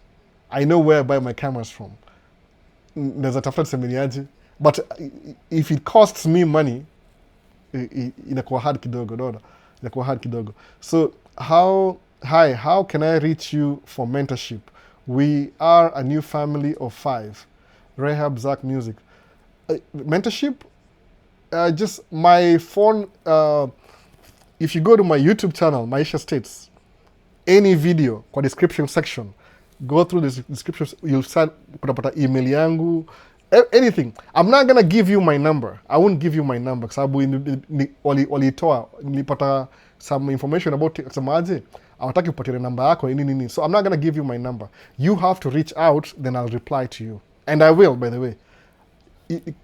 Enda kwa YouTube, Maisha States channel, angalia description section, scroll through, utaona contact information. There's a phone number, kuna email, kuna all the information you need iko hapo hivyo, unaipata hapo hapo. It used to be on TikTok kwa page yangu. The problem ni hilo walisema walitoa, au ndio walitoa kaniambia for I don't know whatever reasons privacy, they don't advise me to put my number over there. Sasa nimeweka YouTube channel yangu link kwa page yangu ya TikTok, but wajaitoa bado, so sijui kama change rules, I don't know. But I'm not gonna call, because if I start reaching people out, somebody can accuse me of something. No, let me start your story. I do this for free. No, it's just part of my time. So I have almost the same setup, but with Canon cameras. Denito Kinyanjui. Yeah, I know Denito. I watch your content even before, I know you before you know me. Photographer, I think so. Photographer, videographer. Yeah, Canon. I watch you already. No. Ajika I'm watching. You never know who's watching. So Denito Kinyanjui, I watch you. You're a photographer. Wedding, kila kitu. More hizo vitu, by the way. Mi niko avid, more watch TikTok at the same time I create content and I watch other people too. So it's not like I don't really know you. I know you too. No. Maybe I have a secret account on the side. No, I don't hide anything. I follow. I think I even follow you, Denito Kenyanjui. So you choose Canon because, you choose Sony because Canon got too expensive. Because mimi si professional, mujilipia. I buy my own cameras. Alafu, my wife alisema ilikuwa 2024, I think. 2023. Asema, I spent 40,000 on camera gear. That was not good. Alini out. So nikasema, that's very irresponsible. No. If my wife asema nime spend 40,000 on cameras, nili argue, of course, sikukubali. Nilisema, that wasn't me at all.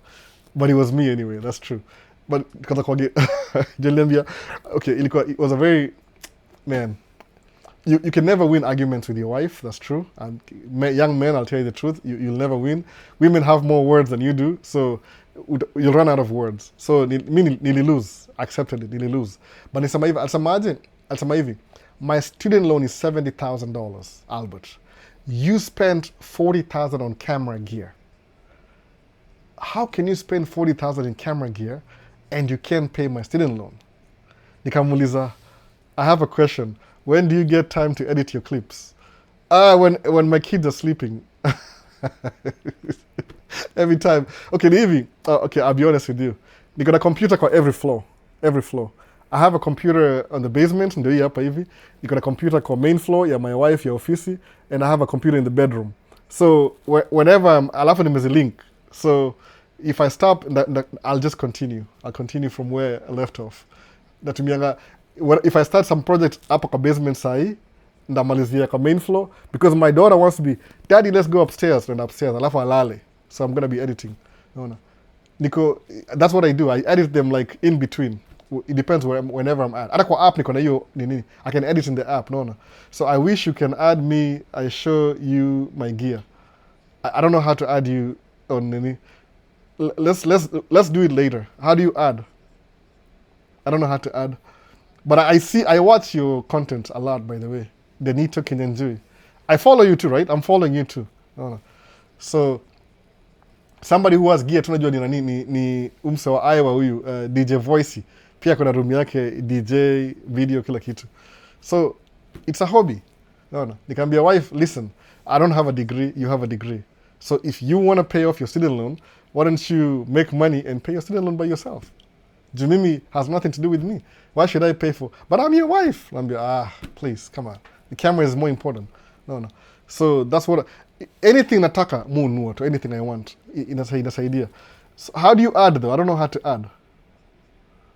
We'll do it later. I used to be Uhuru photographer, but man, you're good at what you do. No, you're better than me. Are you kidding me?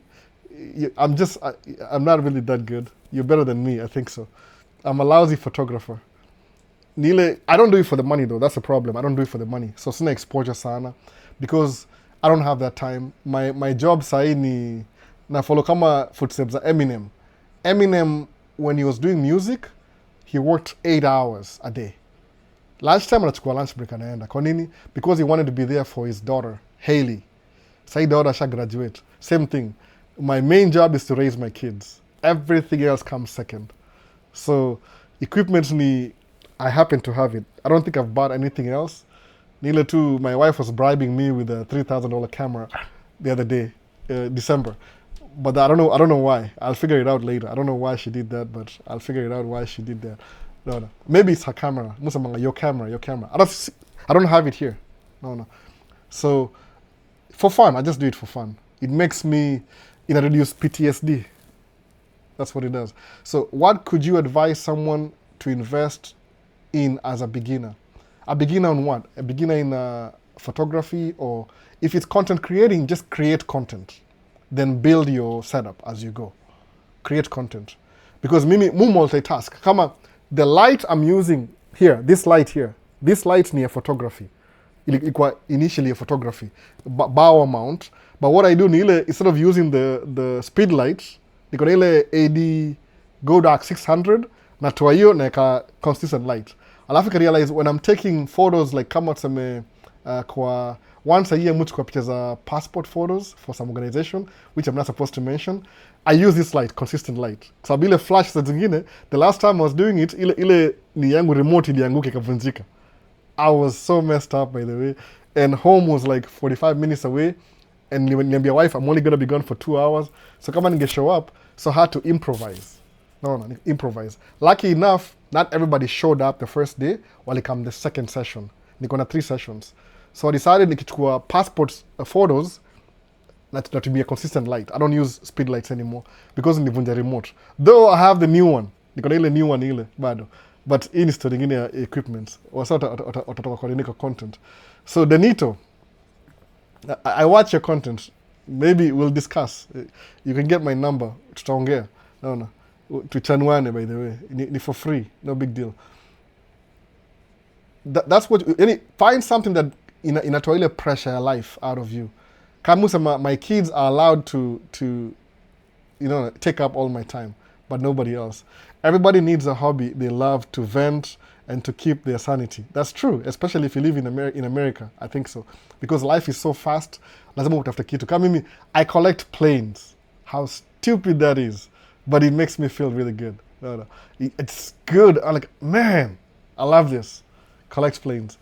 Siku hizi nimetry kuavoid kumake a video when I'm driving because there's some, I think kuna wale women who are driving around wanafuata hawa watu wa ICE and they record the activity. So nikaona I could be recording my own video, alafu watu wa ICE wafikiri I'm recording them because you never know where they are. So that's why nimereduce hizi my videos when I'm driving. So I'll keep it to the track strictly and the van after work only. But niko na video na post next week. That's what you do. Unapanga tu yani your own system. But plane collection, I don't know if I can share it, but it's good. It makes me feel good inside. Junasema, I will never be in Europe nione KLM, for example. KLM yakuja hapa, by the way, KLM. So nisema hivi, I'm collecting every single plane that has a terminal in MSP, my local international airport. Every single plane. No. Most of our planes hapa even ni zile local, zile awita narrow body planes, single aisle planes. No. So kuna single aisle planes. So I have every single one of them. I'm missing 2 or 3.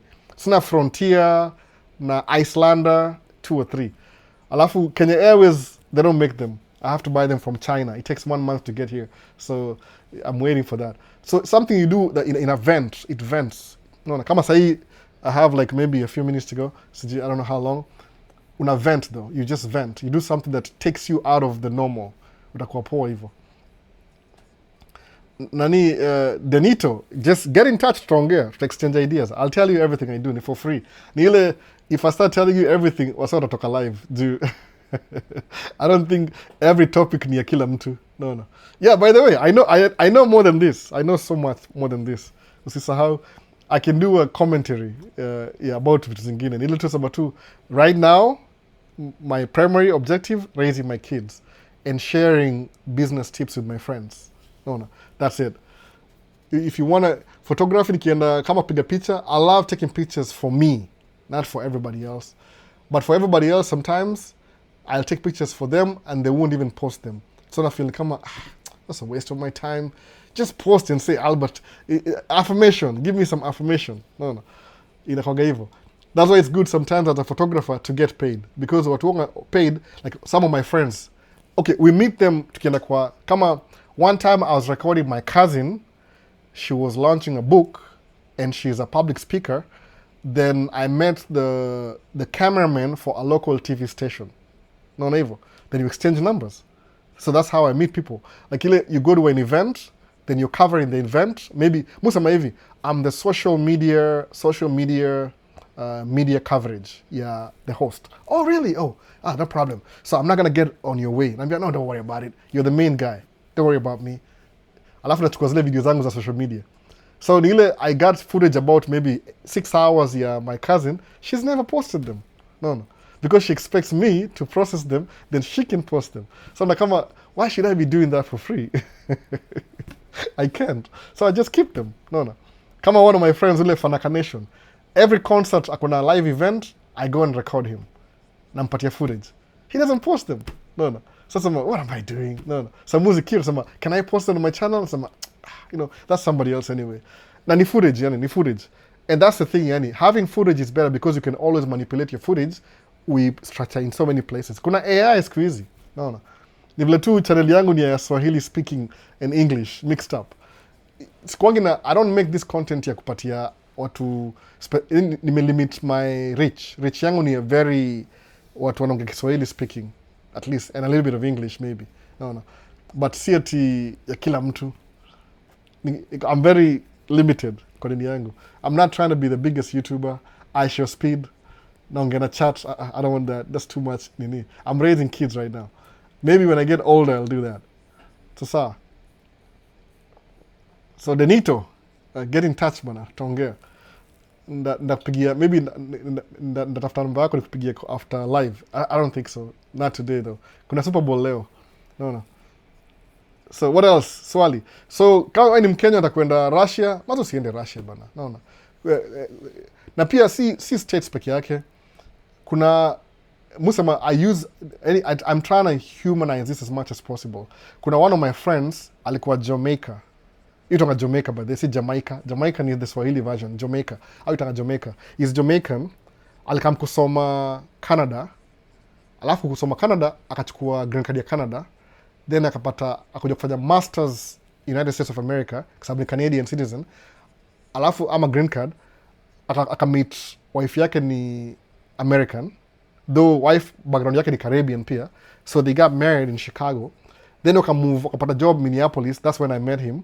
Akapata Minneapolis. Then akamove Seattle kukuwa high level manager wa Amazon.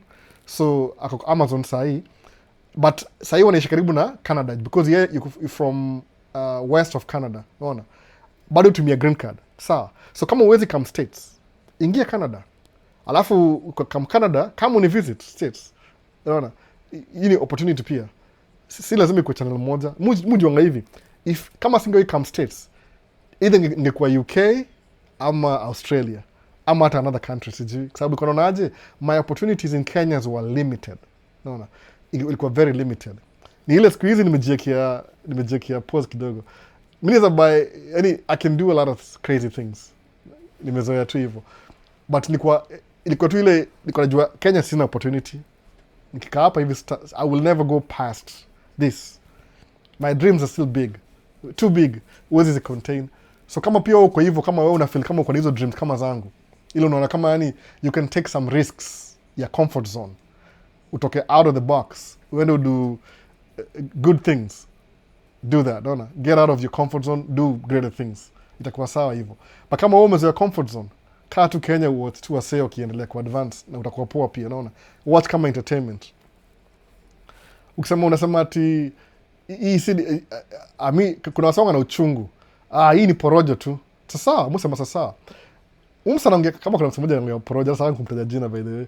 Unaongea vibaya. Ukajua I don't even know how to compare. Unaona? Ukajua mali lo unaongea na vile mimi niko.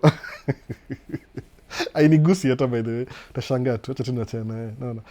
Lazima level lazima I have to belittle myself ndio ni comment section yako. Haujui hivyo, unaona? But wewe ni mnoma juu unaniona kwa TikTok kuna hiyo proximity ya kuongea vibaya. Unaona? I'm giving you that privilege kuniongelesha vibaya. Unaona? Anyway, it's about to say ajuagi by the way, ajuagi. Na labda tu achukue tu energy aiweke on a positive level, atakuwa better than where they are right now. No. But maybe ni Gen Z.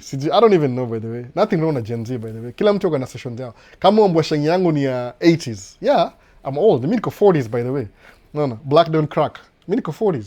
Niko mid 40s. Niko past mid 40s. Hii ni new year. Yeah, naenda past 40s. Midpoint. Naenda towards 50. Nakaribia 50 sasa. No. Soon nasema niko 50 years old. I've been here around for a while. Nimekuwa States 19 years. Sijai come Kenya 19 years. Imagine. Wachana ile video ya 3 years ago mliona kwa sababu sijui kwa nini. Ni kwa hivyo. So, decide what you want to do. No. Decide. Anza journey yako sahi. The journey is more important than the destination. Kwa nini? As long as you're having fun. Musemanga hivi, personal goal yangu musemaje?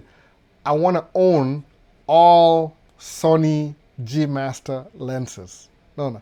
It's in the back of my mind. But do I have the money to do that? Yes, I do. By the way, I have the money to do that. I can buy all the lenses if I want to.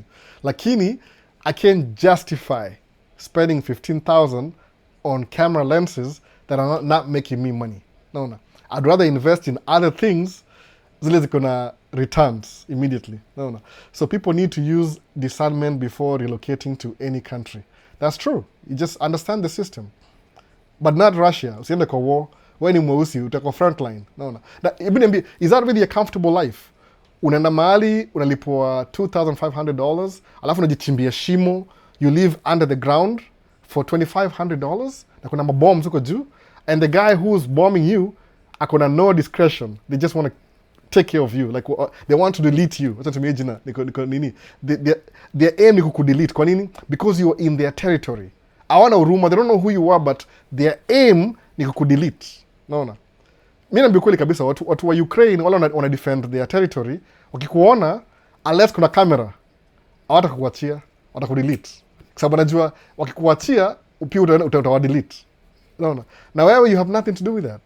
Shida sana kutoka Africa kufly huko hivyo all the way place ya baridi kwenda kuuliwa bana. Unaona? Sasa ungejitupa like Victoria or something. Hata sijui. You used to really I could bamba poa by the way. No. Nile sina do, ningesupport hiyo msee. Sina do, sina cash flow sahi.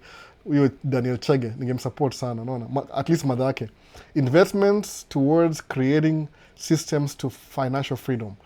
That's it. No. Do whatever you can. So, where do you live in Kipserem? Where do you live in Minnesota? Minneapolis. I live in Minneapolis, Minnesota. Minneapolis. Twin Cities. Huyu labda kwa hapa karibu atakunitafuta. I can find you. It's Minneapolis. West Minneapolis. West. Northwest of Minneapolis. Northwest. I think northwest of Minneapolis. Yeah. No. City gani hiyo? I DM you. Just DM me. I'll find you. No. Kuja tu. We won't meet in person sahi, but we'll meet sometime. No. I'm staying, niko shelter in place. My wife won't let me go anywhere. Sababu hataki ni miss na watu wa barafu, hata by accident. No. Barafu ni ice, immigration, itongaje, customs and enforcement. Bado wako, wajatoka bado, wako hapa bado. No, wako hapa bado. Walitotu 700, bado wako wanazunguka. Alafu wana profile to straight up. Our discriminate. They don't discriminate. Wanachukua watu weusi na watu mzungu wanamuacha, naona. So, I'm stuck here for a while. So, Kofi, hey Albo, vipi? Late here, bro. How are you doing? Good. Vini alifikiri kitu imenifanyikia bana. Vini niko tu bana. Nichukua break kidogo. Niko na waza history ya Duncan Chege. Vini mazo usiende Russia bana kwa kufightia war. Don't do that. No. Mu advocate tangu nianze channel. Nisema msee. Ukuja US na green card. Usiingie military. Kwa nini? Military si jokes. No. Kuna ile, I don't know if people have this thing in mind. Ukona ile, okay, I understand kuna dream. Kama mu gonna dream. My dream is to, mu misuse dream yangu sana sometimes. I do stupid shit too sometimes. I do stupid things sometimes. Si stupid vile. Ni ile tu, my wife calls me out on it. Kama ku spend 40,000 in camera equipment. That was really stupid, by the way. I wasn't really paying attention. Nilinunua too many things. I was making too much money. So nikasema, it happens. I did really stupid stuff hiyo mwaka 2023. I think the YouTube ilini influence because most of the purchases nilinunua 2023 cameras nimepatiana zote kabisa, by the way. So I was pushing the content creating thing too much. Siku hizi niko a little bit reserved. No. I only buy what I need. I bought too much stuff. Na by the way, camera game maanisha ni camera peke yake. Kuna vitu kama hizi. But hii stand, kuna hii, kuna vitu extra, kuna C-stands, kuna lights, kuna so many things that unanua zile you don't see zina add up pole pole. No. You don't really see the value. Kama kuna hii meza, kuna hizi vitu hizi mweka hapa kama I don't even know. Cables, HDMI, micro to mini, vitu kama hizo small things. Ina add up haraka sana. So I felt irresponsible. Nikamwambiaje? Nikamwambia hivi. Anyway, priority ni hivi. If I spend 40,000 buying camera equipment just to make me happy, na her student loan is 80,000, nimwambia then why don't you hear podcast mentorship I would like. Keep serene. Oh, you want the podcast mentorship? I'll tell you what to do, by the way. I'll tell you what to do. That's no big deal. I'll tell you what to do. I'll tell you, it might cost a little bit of money. I can't quantify it, but you just start. Basically, if you're doing a podcast in the beginning, don't do live. Record kwanza. Anza kama una record. Use one camera. If you only have one camera, kaa kwa kona hivi. Keep serene, mama. Keep serene. Kaa kwa kona hivi. Alafu, lighting is very important. Lighting is 50%. Audio ni camera, I don't even know where to place it. Lighting is very important. The cheapest lights, I think, I don't even know how much it's going to cost. Kuna mingi, whatever. And if you're using lighting, soft lighting is better than harsh. Harsh ni kama, I have some lights over there. Hizo ni harsh sana. Utaka soft lighting. So kama una pesa, nunua kama reflector kama hii, ya white, ile harsh light inakuja alafu ina soften kidogo. I don't know what you call that. Ile soft light. So alafu una spread light evenly throughout your face. Kama mimi intentionally I'm keeping this side of my face dark. Kwa nini? Because light come from this side and this side. Intentionally. Ile tu ya 3D effect. The shadow. Unaona hiyo shadow hapa, ndio shadow hapa. Shadow iko on this side. Have you noticed kuna shadow hapa? Angalia, kuna shadow intentionally. Hiyo ni Milan kwa seminar moja ya B&H. B&H ni nini? Uko New York. They do seminars every month. So intentionally, light itakam, I have this and the shadow. Shadow ni ile ya 3D effect. Ile muone, I'm a real human being. No, kuna shadow hapa. So I'm creating light. Even though kuna dirisha hapa hivi. I don't use the hii kioo. Nimeifunga kabisa, kuna dirisha hapa hivi kioo. So light ndio hii inakuja hivi na hivi. So light ndio hii. Alafu pia na adjust ile kwa camera. Okay, hii itakuwa more complicated. Ile white balance. You don't really have to mess around with the camera as much. Ni ile as long as you have light kwa video yako, everything inakuwa any controlled lights, everything ina work out. Unaona? Kama sasa nimeamua kuvaa shati ya white because hii background ni black yote. Nimezima lights by the way. I'm only using the camera lights only. Sawa. Alafu hii meza nilibuy Costco, it goes up and down. Microphone, this is the best microphone. You don't have to buy this microphone though. You can start wherever you. Hii nimenunua last year. Ilikuwa tu, I was walking around. Sometimes mufanya hivi. Niko na Apple Watch. So I need 10,000 steps per day just to keep my body looking sexy. No, sexy. So lazima nitembe 10,000 steps. I don't really meet my objective every day. I don't want to make you guys feel bad. So sometimes to get my steps, muenda kwa my favorite store. Alafu I don't buy anything. I just walk around. Kwa nini? Because maybe I have 300 steps to go. Naenda kwa Micro Center. Nitembe kwa kila aisle. Niangalie vitu. Though it's very dangerous because I end up buying stuff. So I was walking around, kapata hii microphone iko available. Hii microphone. Amazon ni kama $500. Walikuwa na sale. Because mi ni customer, niko na credit card. Nikaibuy for slightly 70% the marked price. I bought it. No. Is it a good? It's good. I mean, hii ni kama aesthetics. Because it's a newer microphone. Ni ile Shure DB. Actually, see exactly aesthetics. If you buy this microphone, DB, you don't need a cloud lifter, other technical term. No. So, okay, I already have a cloud lifter that I don't really use. So, don't hivyo. Mpenda kuwa up to date. Ile up to date. Long story. Look for me na kusaidia sana. I'll help you start your nini. So, focus na content. Content ndio muhimu with your cell phone. Consistent lighting. Alafu ongea. If you don't know what you're talking about, by the way, if you've never really thought about doing content, you'll run out of ideas within a month. So lazima ukuwe na very creative brain. Kama unga content creator, I see content everywhere I go. Ni ile, sometimes I'm with my kids, I'm with my wife, so nasema, no. So hiyo plant ni real. This is fake plant. Naangalia, fake plant. No. It's plastic from China, but inakupatia illusion. The fake plant ni fake plant by the si really fake. It's a fake plant. No. Ni fake. But ile aesthetics, no, inakaa too real. Si ni fake tu ile tu. I don't use it for this. Actually, yoga mostly kwa wife akiongea ni vile tu she stopped making video. So you can buy the props. Hizi ni props by the way, ni fake plant. Ile tu it looks good on camera. Ile contrasty. Na kama leo nimevaa shati ya flag ya Kenya, alafu kuna black, red, green, Maisha states in green, something. Yani inakuwa more interesting basically. Plant si real, ni fake. So how many cameras do you use? I have 3, but I'm using only one today. 1. Why? Because najua I'll need to post this video on TikTok. I don't want to work too hard. Sababu kwa gari mutumia 3. So kama nitumia 3, okay, this place is set up for 1, 2, 3, 4. No. I have cameras right now, right here. Moja ndio ile pale, ndio ingine niangalia hapa. But for other things, see for this. But you don't need extra cameras. You don't really need that. Don't complicate your setup. Anza tu, alafu when need be, focus on content. Create the content. Alafu when need be, then you can buy stuff as you go. No. I don't like thinking about how much stuff I have. It's too expensive. If I sold everything, we'd probably pay my wife's student loan. No. But I'm going to be miserable and bored. And probably I'll get a therapist. Misi ya miningeti, I can go. My wife used to go therapy, by the way. Yona nakana mtu anaongea. So misi believing you. Musema, if I nikienda therapy, alafu nipate therapist, I don't think niko professional. Ndakwa tu, I'm going to be like, jinga mingi. No. I don't think so. So musema tu, the best I can do ni ile when I'm too stressed up, na kama naongea na wase. Except this week niko very stressed up na hiyo story ya Dan Kanchege. Iliniuma. I've never, YouTube imeniuma by the way. Sikudanganyi. Imeniuma sana. I just felt it. Nasema, is there anything I can do?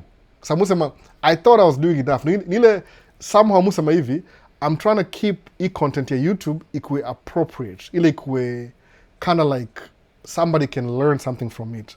But mutra could stay out of politics na religion. Kwa nini? Because hizi mbili ziko very opinionated. Lakini now going forward, I think they include this za religion na politics. Kwa nini? Ile ni kuwe tu, I need to find a better way ya kuzi-express. Ni mtu understand. Naona. Kama wewe ni Christian, for example, hata niingie mambo ya religion. Kama wewe ni Christian, for example, usi-impose Christianity in somebody else who's not a Christian. Hiyo si halali, by the way. Let them be. Kwa nini? Sababu mambo ya Christianity, it could be geographical. Kama ungezaliwa Middle East, ungekuwa Muslim. Kama umezaliwa Kenya, utakuwa Christian. Kama umezaliwa Kenya Coast, utakuwa Muslim. Ni geographical, by the way.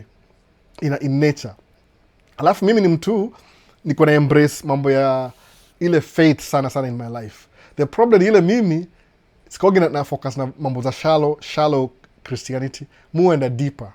So, in my deepest journey, mimi nakwambia ukweli kabisa, if you go to school for theology, by the time una graduate the 4th year of theology, utakuwa less of a Christian than you were when you started. Kwa nini? Sababu ukienda kwa ile route ya academia, unalearn one very important thing, itoka critical thinking. Naona? So mimi, when I was a very, very good boy Christian, nikafikiri kama critical thinking ni non-believers. That's what I thought. These critical thinking people are non-believers. So you can't really believe them. Alafu, what I did ni ile, you guys don't really know that, by the way.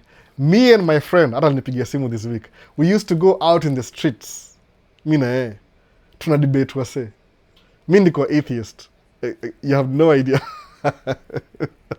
Alafu, camera ikuwa yangu, camera was his cameras. Tulikuwa na camcorder. So we go to the park. Ni mzungu, by the way.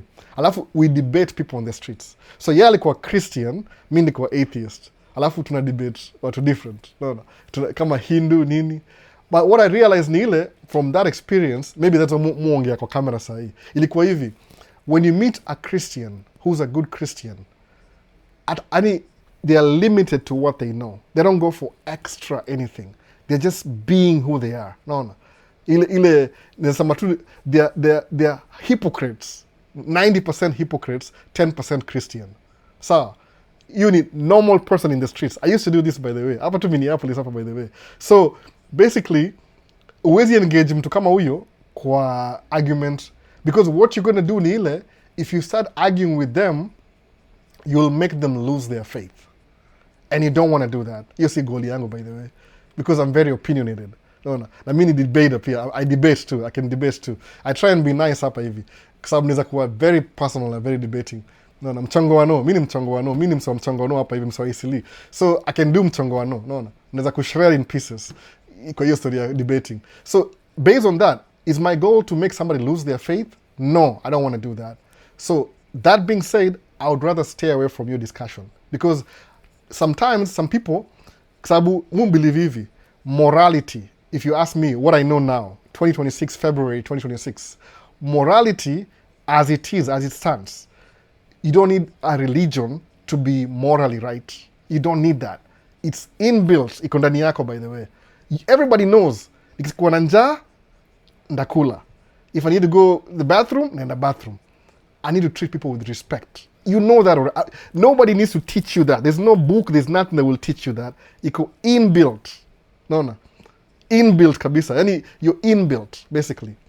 Kile, the best expression nimepata hii story, by the way, which I can express ni hivi. Yani, basically, who are you as a human being? Human beings are spiritual beings, more than your brain, and you live in the spiritual beings, experiencing a physical world. That's who you are. Yani, you're deeper than you think. Niulize kwa nini I'll say that. Niulize why. Why am I saying that, if you're really curious? You're a spiritual thing, spiritual being. There's a being. B-E-I-N-G. Experiencing a physical world. So, that's who you are. So, no matter where you are kwa hii scale, kama ni Christianity, kama ni Muslim, kama ni Buddhist, kama ni nini, if that's what works for you at your level, keep doing that. No. It's not my job to come and change you and flip you. Alafu, kumbuka hivi, kuna watu wa hii world, au samaji, another quote, au samanga hivi, ukiangalia wale wase the richest people, they are non-religious. They don't believe in religion anymore. Ebu jiulize kwa nini, why do you think so?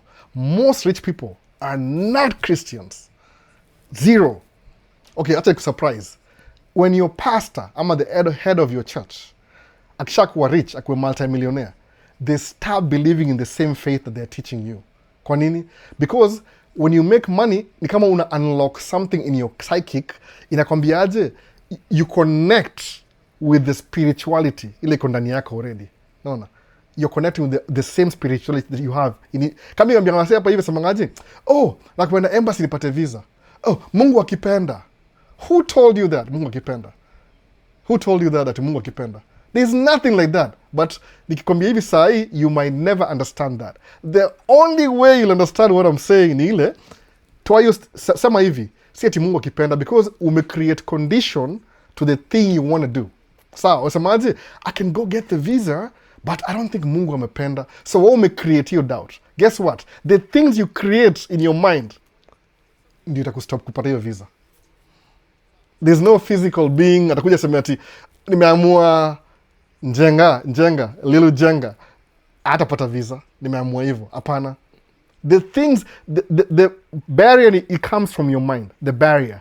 You're the barrier to your progress, by the way. Nasema hivyo. You're the barrier. Kwa sababu album mimi, if I want a lens sai, suppose nataka kusema ninunue Sony G Master 50 to 100 ni $4,200 right now.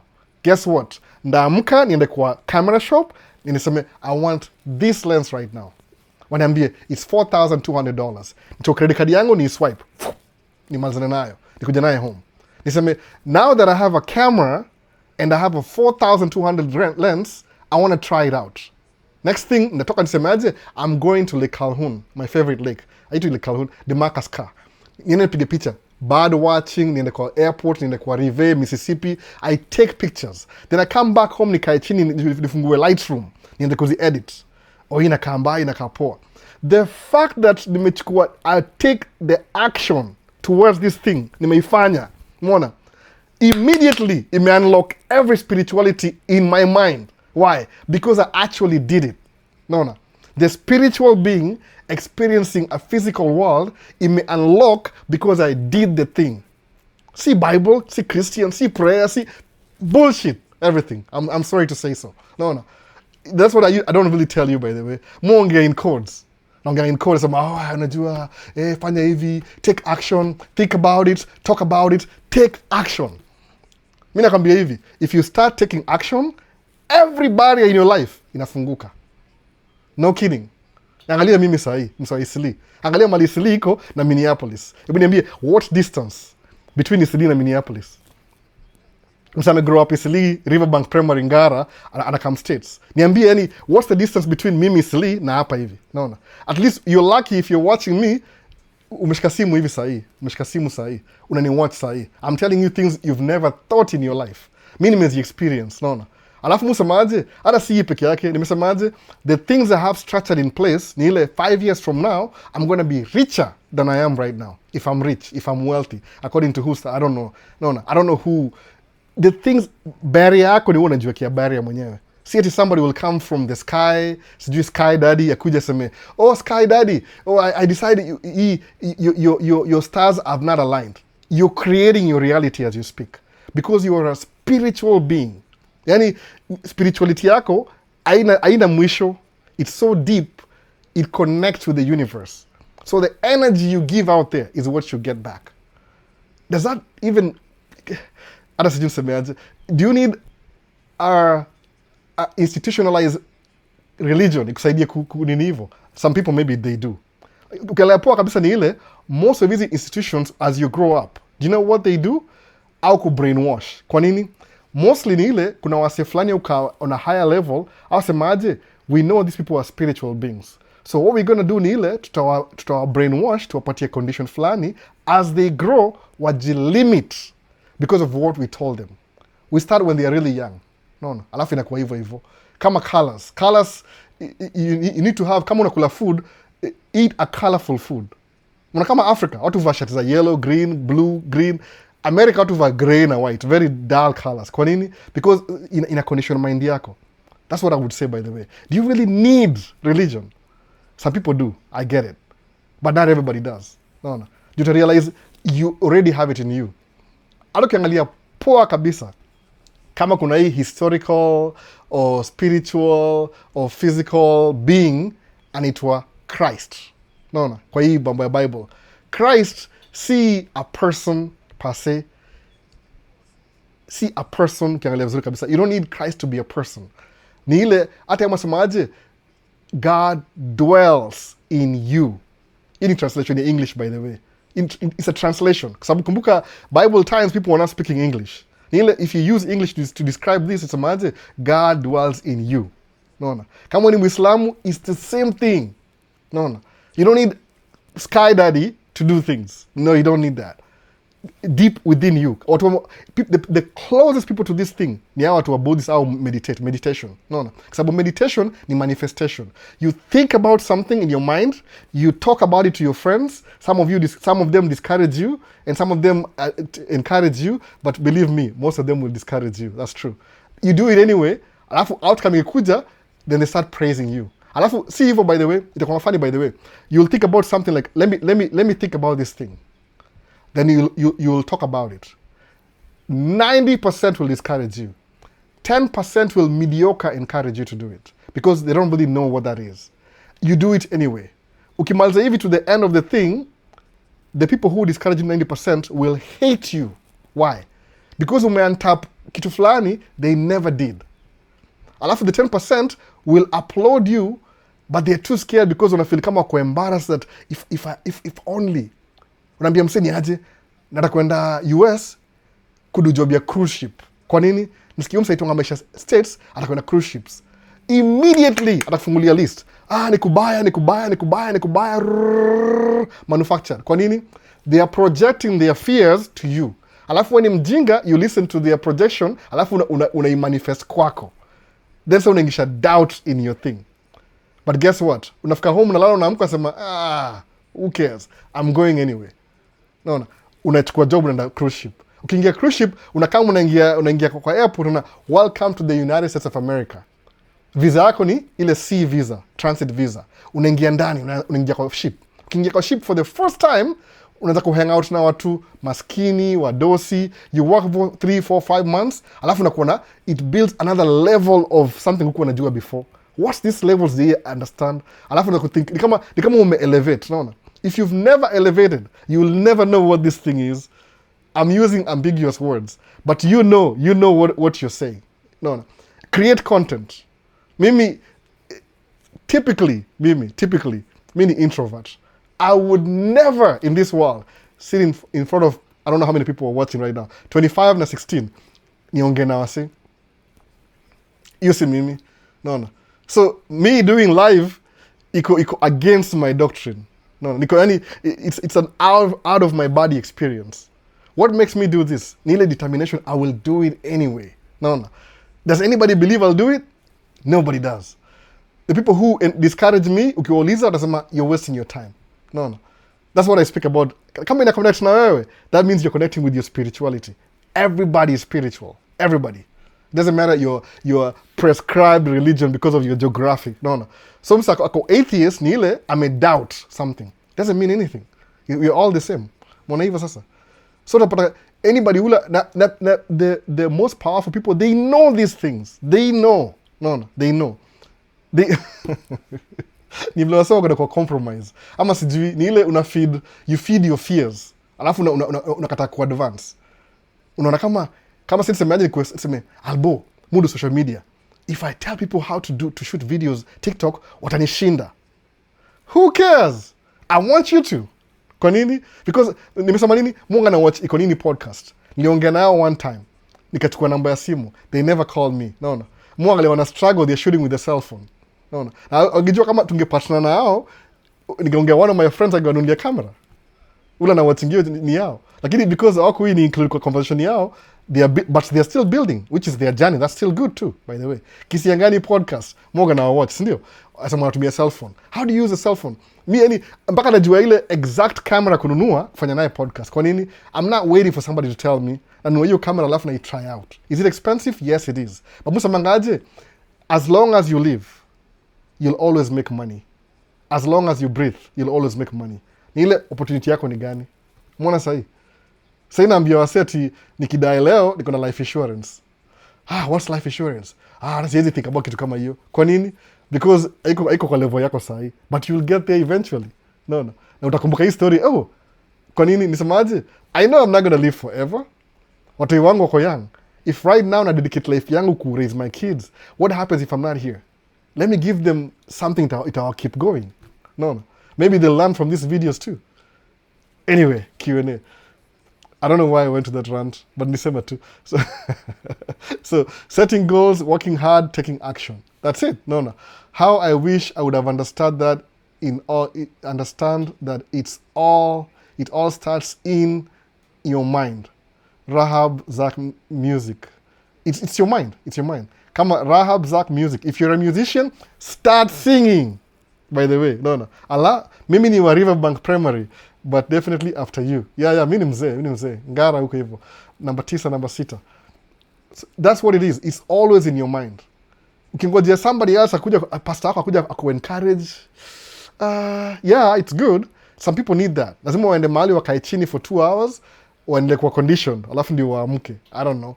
But sometimes ile wachana hiyo pastor. Toka nje usemeaje? Kama mimi nisemanga hivi. Mimi go through a cycle of not knowing and knowing too much. No.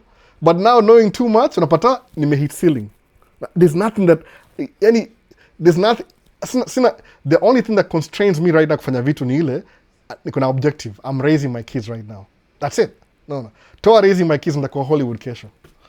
Nikimake videos. Ndahama California specifically. Na itakuwa very strategic kwa sababu nini? Nisha experience everything. I know exactly what moves. Yani sina time ya mistake. So what am I trying to tell people who are young kudiliko? And take take risks. But sisema take risks. After Duncan Chege, take calculated risks. Sawa. Ukiuliza albuni aje nataka come states. Nikuje ama nisikuje? Lately muambia wase reality. Kwa nini? Juu Minneapolis kuna ice. Tuko na 2,000 300 ICE officers sahi. So ukiingia sahi kama wewe ni visit visa, overstay, utakuwa deported. Don't do it sahi. No. Wala wanasema wanavutia sijui Trump because ni mnoma. Me, the last time alikuwa president, tulikuwa na hard time. Kulikuwa na COVID, ilikuwa mismanaged, so I knew that already. Ukisikiza speech yake, haini moving in any way, ina feeding wale wase wako na hate. No. Now why do people have hate? I understand why. Hate ni competition, ni envy. Kako msa anaweza hii channel sasa asemeaje? Msa anaongea nini? Ni kipara umse, kipara kabisa, angalia kipara, amevaa shati ya white imeandikwa Maisha States na akona microphone ya $800. No. Na simu za $2,000. Anaongea nini umse? No. Sasa namuuliza mse, ibu angalia details, angalia maua ni plastic, naona. Hizi phone ili buy 2 years ago by the way. Paid off, si deni by the way. Nilichukua na deni, hizi ilikuwa deni zote mbili, naona. Hizi simu mbili hizi, naona. Na hii. So sema unaongea mbaya hata hujaangalia details. Angalia details. Nimevaa shati ya white, naona. Hii shati hii ni custom order, my brother alitengeneza, brother yangu ni artist, Maisha States. Flag ya Kenya alitumia tu paint by the way, alichora kalamu hivi akaipaint. Hata si comfortable, ni very uncomfortable. What makes you not do these things yourself? Unaona, wewe umejikatia wewe mwenyewe. Nobody asema ati mazi unajua church, unajua maisha ni ngumu. Then what? Kuna system in place. Kama uje understand, mimi nisema hivi, watch iko nini podcast. Watch sana by the way. Alafu kulikuwa na ule Morara, alikamuka Morara, sijui jina yake ya pili Morara. Akaongea juu ya the way the government Kenya is set up. Sawa. Nikasema okay, I knew that already by the way. I knew that. Ni ile timu sema aje? Mupla kuja Kenya. I know too much. And be honest with you. Siwezi danganya by the way. I know too much for my safety. So I'm planning to come to Kenya. Nikiongea mbaya kwa internet saa hii. Alafu nikam Kenya msee asikie uchungu na hiyo story. Ataningojea kwa airport. No. Ningoja kwa airport. I can't do that. Nataka niingie Kenya incognito. Nobody knows me. Na nitoke. Kwa nini? Jimu feel bado ni country yangu. Ingawaje munga na American citizenship, I'm planning to. Na plan to travel kwa world. Sitaki gonga na watu. So afadhali duel na positivity, si negativity. Kama nimekuumiza tuongee mapema tumalizane saa hii before uko na uchungu na mimi. But people will still hate you for who you are. Still. Naona. Kwa nini? Ni ile, na hiyo nature bado we still have that nature, by the way. Kwa hiyo spirituality, tuko na evil nature na good nature. Iko ndani yetu. It's inside us. In our brain. Ile whatever spiritual. Sijui ni heart and mind. Whatever it is. Sijui. Iko ndani yako. Kuna potential ya kudo evil. Na kuna potential ya kudo good. Sababu, hiyo spiritually yetu, you are created that way. Na sometimes you can do so much evil mpaka u regret. If you have the conscience to remember that's bad. No. So sema, what do you want to dwell in? Negativity ama positivity? Move dwell on positivity. That's why when somebody says some negative thing, I feel sorry for them. Kwa nini juu, ajani move in any way. Ajani move. Nasema tu, oh dear you. Oh, I wish you knew. I wish you knew the potential. Ukichukua hiyo negative energy, alafu flip hivi, upside down. Ile itongaje, natumia hii. Okay, sawa, microphone. Easy the microphone by the way, DJI. So hapa ndio, this is the head, not a head. Head ndio hii, tail ndio hii. So when you're negative, uko hivi. Take the negativity, flip it to positivity. Niambie how far it will drive you na hiyo positivity. Hebu niambie, you flip it on top of his head. Upside down. See 360, 180. Niambie what's gonna happen. Utachukua hiyo energy, make, man, even for your own good by the way. But you'd rather focus on negativity. Una scroll TikTok, unasema, look at this guy. Musamanga, anybody who amepost video TikTok, hata kama ni lip sync, ndai watch bado, mpaka iishe, nimalize. Kama niki-like, kama siku-like, sometimes hata sanga kui-like, juu niko on the wrong channel, na channel nayo tu ni watch niendelee. Kwa nini? Because they took time to create that. Alafu pia, very few people kuna hiyo guts ya kuweka face yao kwa internet hivi. Very few people wako na hiyo kitu. Unaona? Akona ile, I feel like sikia nisemaje, you're a spiritual being experiencing a physical world. So meaning, spiritual ni permanent, physical ni temporary. So if you think that you're ugly, you need temporary. in the greater schemes, in the meta schemes of things, ni temporary. No. Kama wewe ni spirit, uta live on.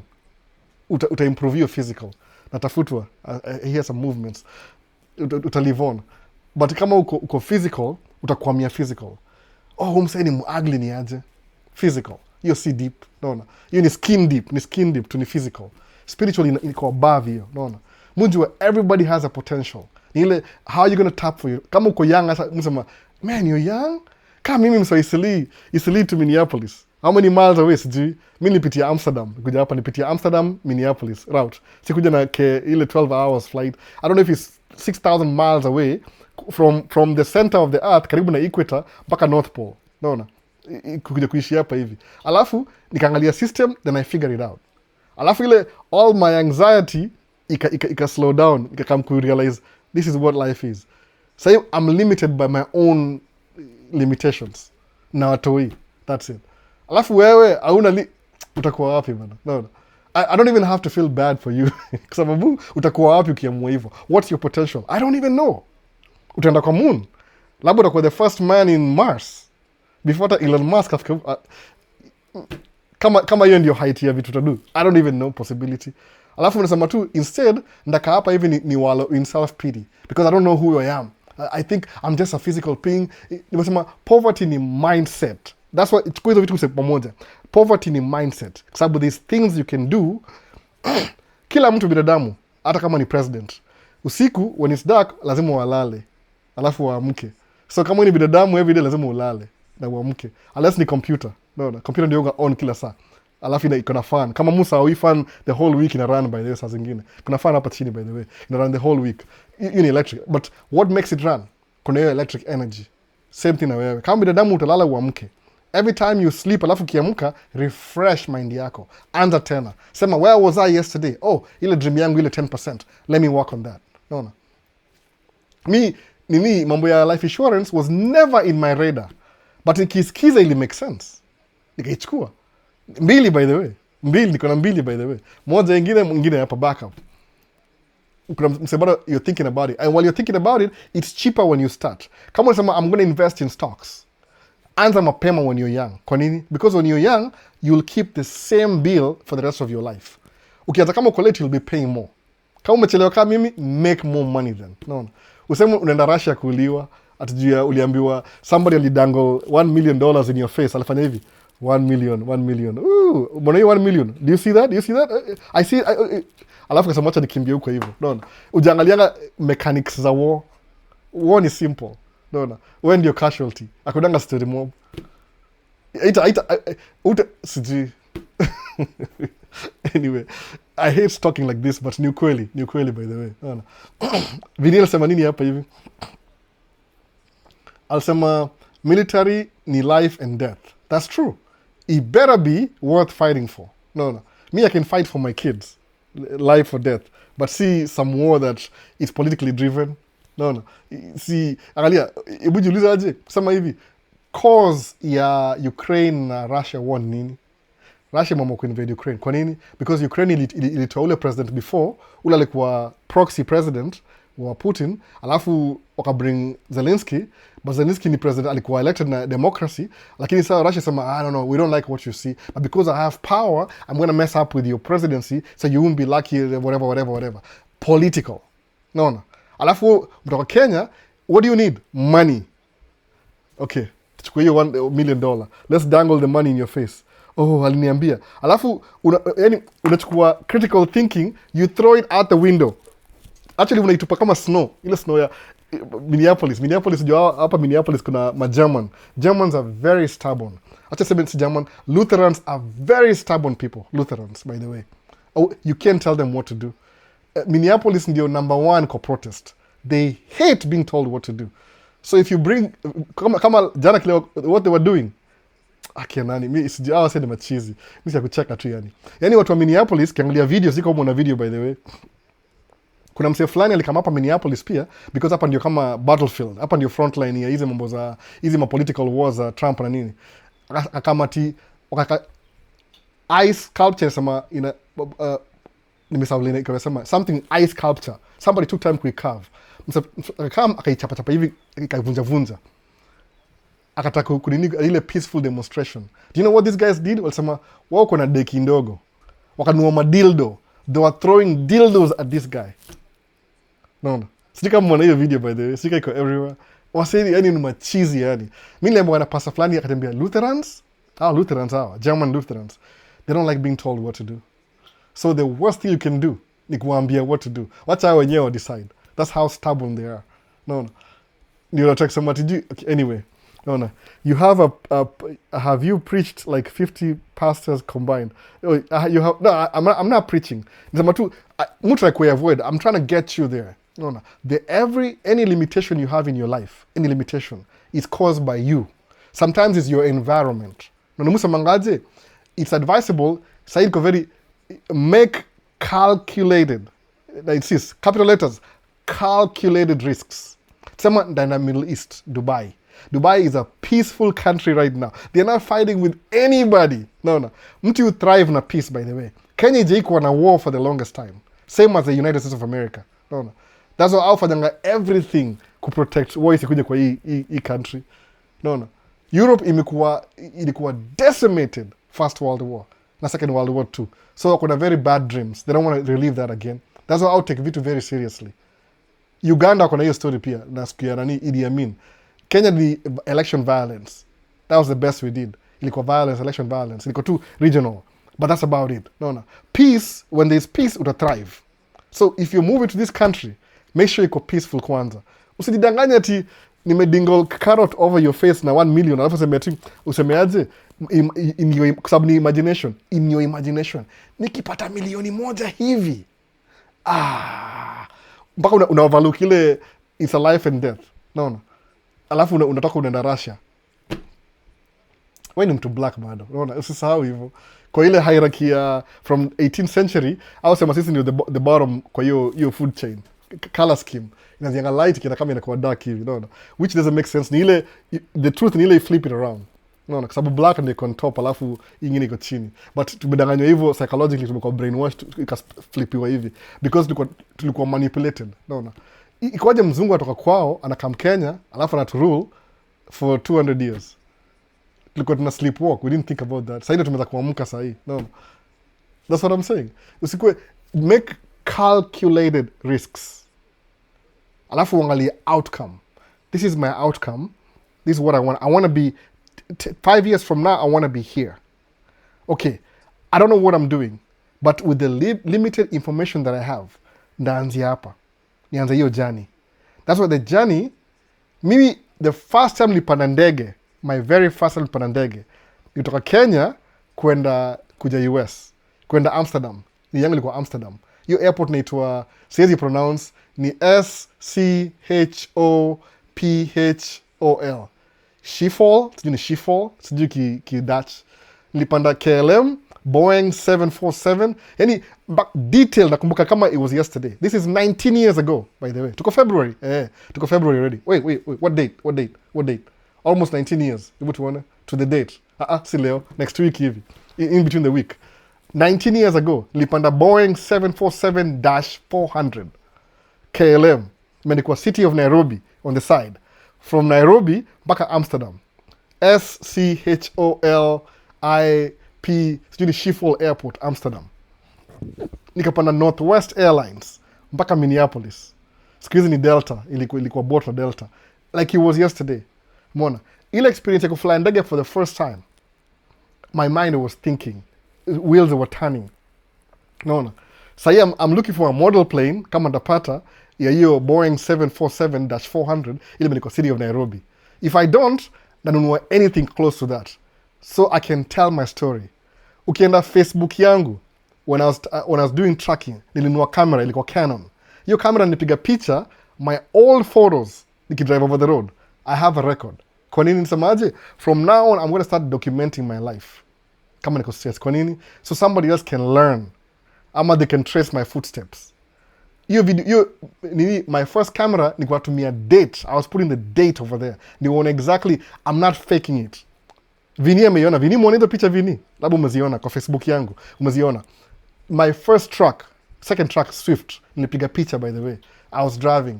Ni kama nianza kuvlog before nianza kuvlog. So, niko najua any calculated risks. Na sasa hivi, this will remind me never to do this again. No, unaandika notes. Mwone hivyo, you're moving forward. I've been doing that over and over again. So, make calculated risks. Sahi. Hata kununua camera 40,000, that was a big mistake. Nili learn from my mistake. Some of them nimeziuza already, by the way. I've sold some of them. I got that money back, almost all of it. Zini nimepatiana, hata sijui. Anyway, but that's the truth. Ni hivyo. Kama una create content. Kwa nini ita unlock something about your mind. Umeziona Vini? Vini amesema ameziona. Umeziona ile ya Swift ile? Hiyo ni kwa California, by the way, California.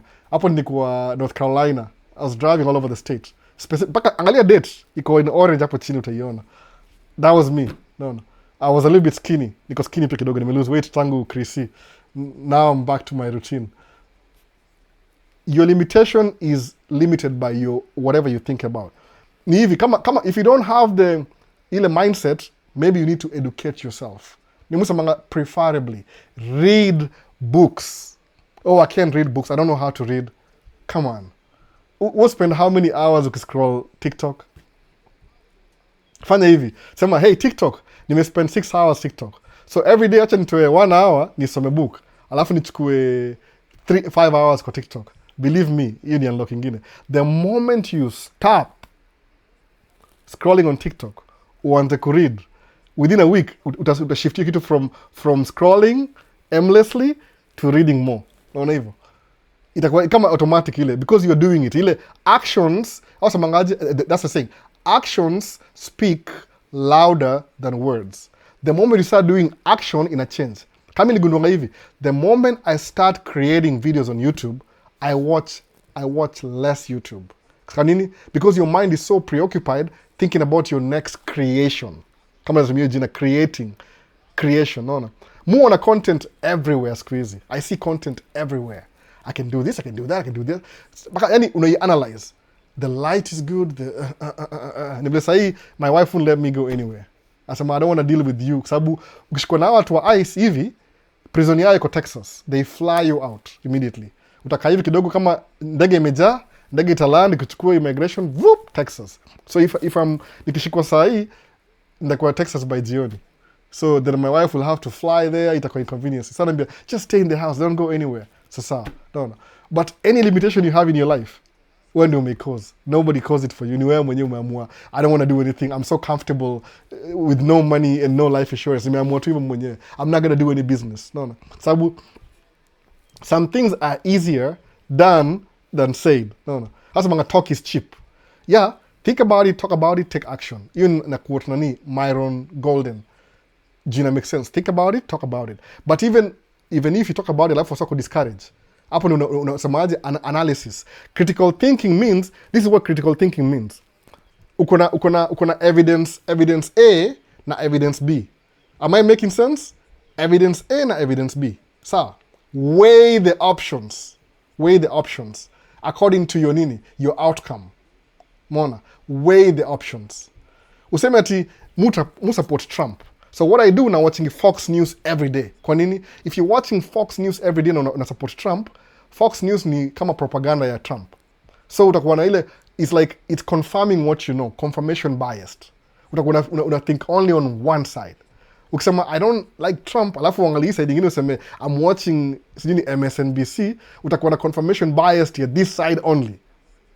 Hoping the same, left right, sijui kwa camera. Hivyo, what you need to do ile, watch Fox News na watch MSNBC.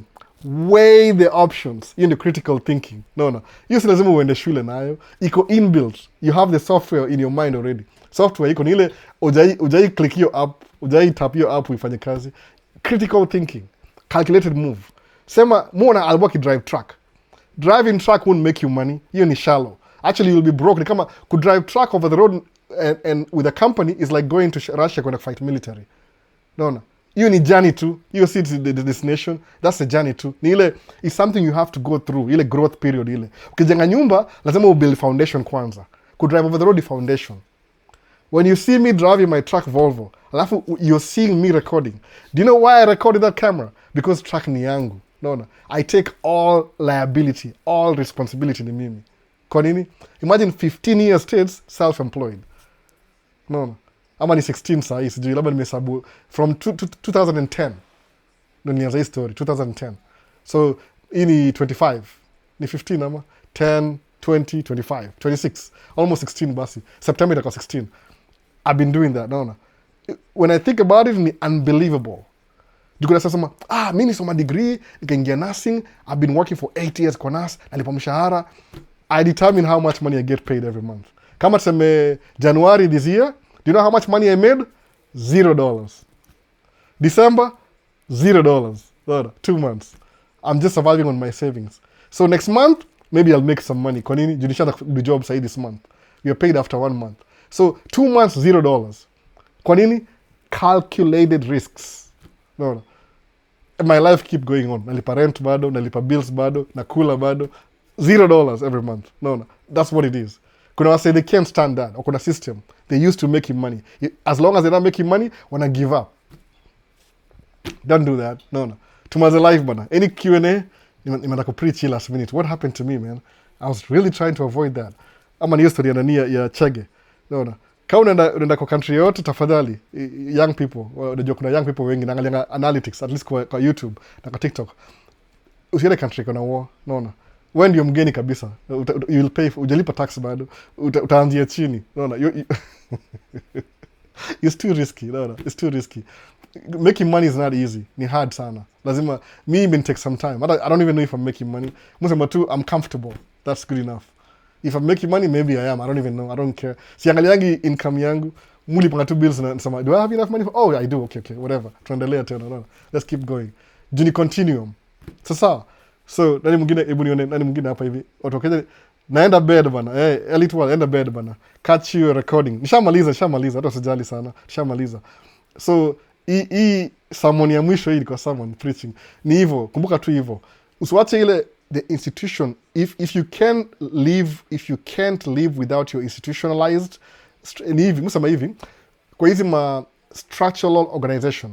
Kuna kitu moja hapa US yoga ito kama slavery, yani ile white supremacy hapa ito hivyo. Racism in America. Racism iko so subtle in America. Kwa nini? Iko structural. Sikia structure, iko na structure, imejengewa nyumba yani. Structural, iko na foundation, iko na zile beams zimeshikana kabisa. Structural, naona. Systematic, naona. Ni structural, alafu ni systematic. So kama tuseme ni mobile home, iko na structure, iko na wheels, naona. Sikia story. Structural, systematic, nyumba na wheels, naona hivyo. Exactly, yani it's a system built, naona. It's built kabisa. It's a built system. Whether you see it or you don't, the same thing. Most of these religious institution, same thing. Because structural, kuna building, institutionalized, kuna routine, kuna cycle, Sunday to Sunday, Saturday to Saturday, Friday to Friday, kuna Tuesday to Tuesday. Ni kama 9 to 5. No, kuna system in place. So the system is what keeps the thing going. Lakini, usiwache hiyo system ikudictate wewe how you live your life. No. As long as life yako ni virtue, ile positivity, si negativity, don't use your mind kuhamu watu wengine. No. We are all the same. We are all spiritual beings. No. Kwa sababu ukiangalia kwa hii teaching ya Christianity yosema 2 things. Yosema love your brother as you love yourself. Alafu ingine ni ile treat others the way you would like them to treat you. Alafu ingine ni ile God dwells in you. Hiyo ndio gospel peke yake, by the way. Hiyo ndio gospel. Yani gospel inamaanisha good news, ni translation ya good news. Good news ni ile love your neighbor as you love yourself. Treat others the way you want them to treat you. Number 1. Alafu God dwells in you. That's it. Anything else, 10 commandments, mountain stories, blah blah blah. Hizo ni unnecessary. Hizo si structure. No. If you learn to treat your brother, your fellow human being as a human being, in every single way, brother's keeper, hiyo ndio gospel. Everything is doing structure, hizo ni structure na systematic. No. Achana hizo bana. That's what I would say. Mi kwa life yangu nimeamini hivyo. If I want something, niko na viewer discretion katika hiyo. Nasema tu acha ni hold back kidogo because ile my wife will criticize 40,000 in camera equipment in 1 year, that's a lot of money. I get it. Nisema sawa, I get it. I'll never do that again. Nikasema now I will help you make 40,000 so you can pay your student loan. That's why nibayanga wife yangu truck. That was my truck, by the way. Ile truck wife you drive ilikuwa yangu. Nisema I'm gonna forgo kununua truck ingine for me selfishly, nimweke yeye anue track ni amekdo. Ubaya pia ana mismanage. Ana mismanage sometimes. But because she's mismanaging, nisemaje, maybe that's a growth period for her too. Wacha alan kugrow pole pole. Sababu nilimbaia she didn't save any money, she didn't put money aside. Aku do anything. Alipata tu truck imeanzia first floor. The only thing she has to drive the truck sahi. That's it. But nisemaje, even if I do that for a while, hata akifail, eventually I'll get my money back. No, ni invest na yeye because she's my wife, wasema hivyo. So I'm trying to help her alipe student loan. Akipata job sawa pia. But if you're a stranger, sometimes we have to know each other. No, tujuane. Usema albo nipatie camera. I don't know who you are. No, I don't know who you are. Keep in touch. Mimi najua Vini. Vini, I've never met Vincent, but namjua. No, I've never met Vincent. I've never met Vincent. Muulize ukweli. Vini tushaye meet. Jika ameenda kulala. I've never met Vincent ile real life. But mimi namjua. No. Maisha talk about requirements needed to do tracking like in the US DOT. senatebwatch.com. I'm finishing up. So who are you supporting for Super Bowl? I don't even know yet. Preference yangu, I could go for Seattle maybe. Seattle. Kanini? I just learned to hate Patriots. But I like Patriots too. They have a nice, beautiful plane. Their own plane. Seattle, by the way. It's rental plane. Kuna ndege yao. Boeing 767. I don't even know. Whoever wins, wins. I'll watch it anyway. Seattle. So... Hawks. Maybe, I don't know. Whoever wins, wins. I don't know. So sawa say. So, Vini, nice time bro. Nani mwingine hapa? Tumalize. Chanwang, Vincent. Chungana na hao watu wa barafu. Wasikuweke makosa haiko. Ni hivyo, unaarrestua si, naona. Nangoja saa to meet. Today meet na Vini. Today meet na Dero Travels. Today meet na Gato. Kuna watu najuani from way back. Kuna wasa wali drop off. But hopefully they're doing good. No. Kuna wasa wako cruise ships. They meet now. Na meet now, say what one day. No. So who's supporting Super Bowl? M Corporate. Seattle. Hawks. Go Hawks. Go Patriots. Go Hawks. I don't know, honestly. We support the Vikings, bado. No. Vikings. No. We bleed purple. Skull sijui ni lugha gani, sijui ni whatever, sawa, wase. Acha niingie. 3 hours sahi. Imekuwa 3 hours kweli, hata sijui, 3 hours. Nimepita maki ya 3 hours. So ndaanza na TikTok. Thank you for hanging out. Najaribu one of these days niko na ile interactive, but I keep short. Nikipata time vizuri when I have a day off ama kuna snow hivi. Nafanya hiyo TikTok. No. So Chemoy Steve, uko na watch secretly. Thank you buddy for mambo ya DOT tutaongea baadaye, mambo ya tracking. Hiyo hata nitafuta namba yangu ya simu. Contact information iko TikTok. Hata kama tuna chat juu sometimes kama siwezi shika simu yako ni because my daughter is sleeping. No. Niko na an older daughter and a younger daughter. I'm not kidding. My youngest is my favorite. Kwa nini? She likes me, so I like her too. No. The boys don't really care about me anymore. They only come to me when they need something. So niko na preference. It doesn't matter. Sometimes it happens.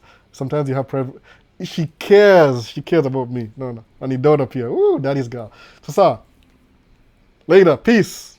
Tumaliza live ya TikTok. I'll have to come YouTube. Imwacha nani? Oh, nice time. Nani huyu? Kuna nani? Kuna Sylvester. Sasa nice time. Maza ena mlali bana, ni Monday. Mimi nakuwa Super Bowl sahi.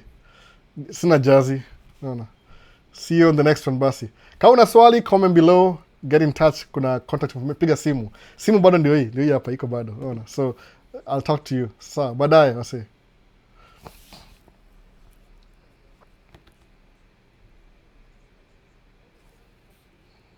That's a wrap.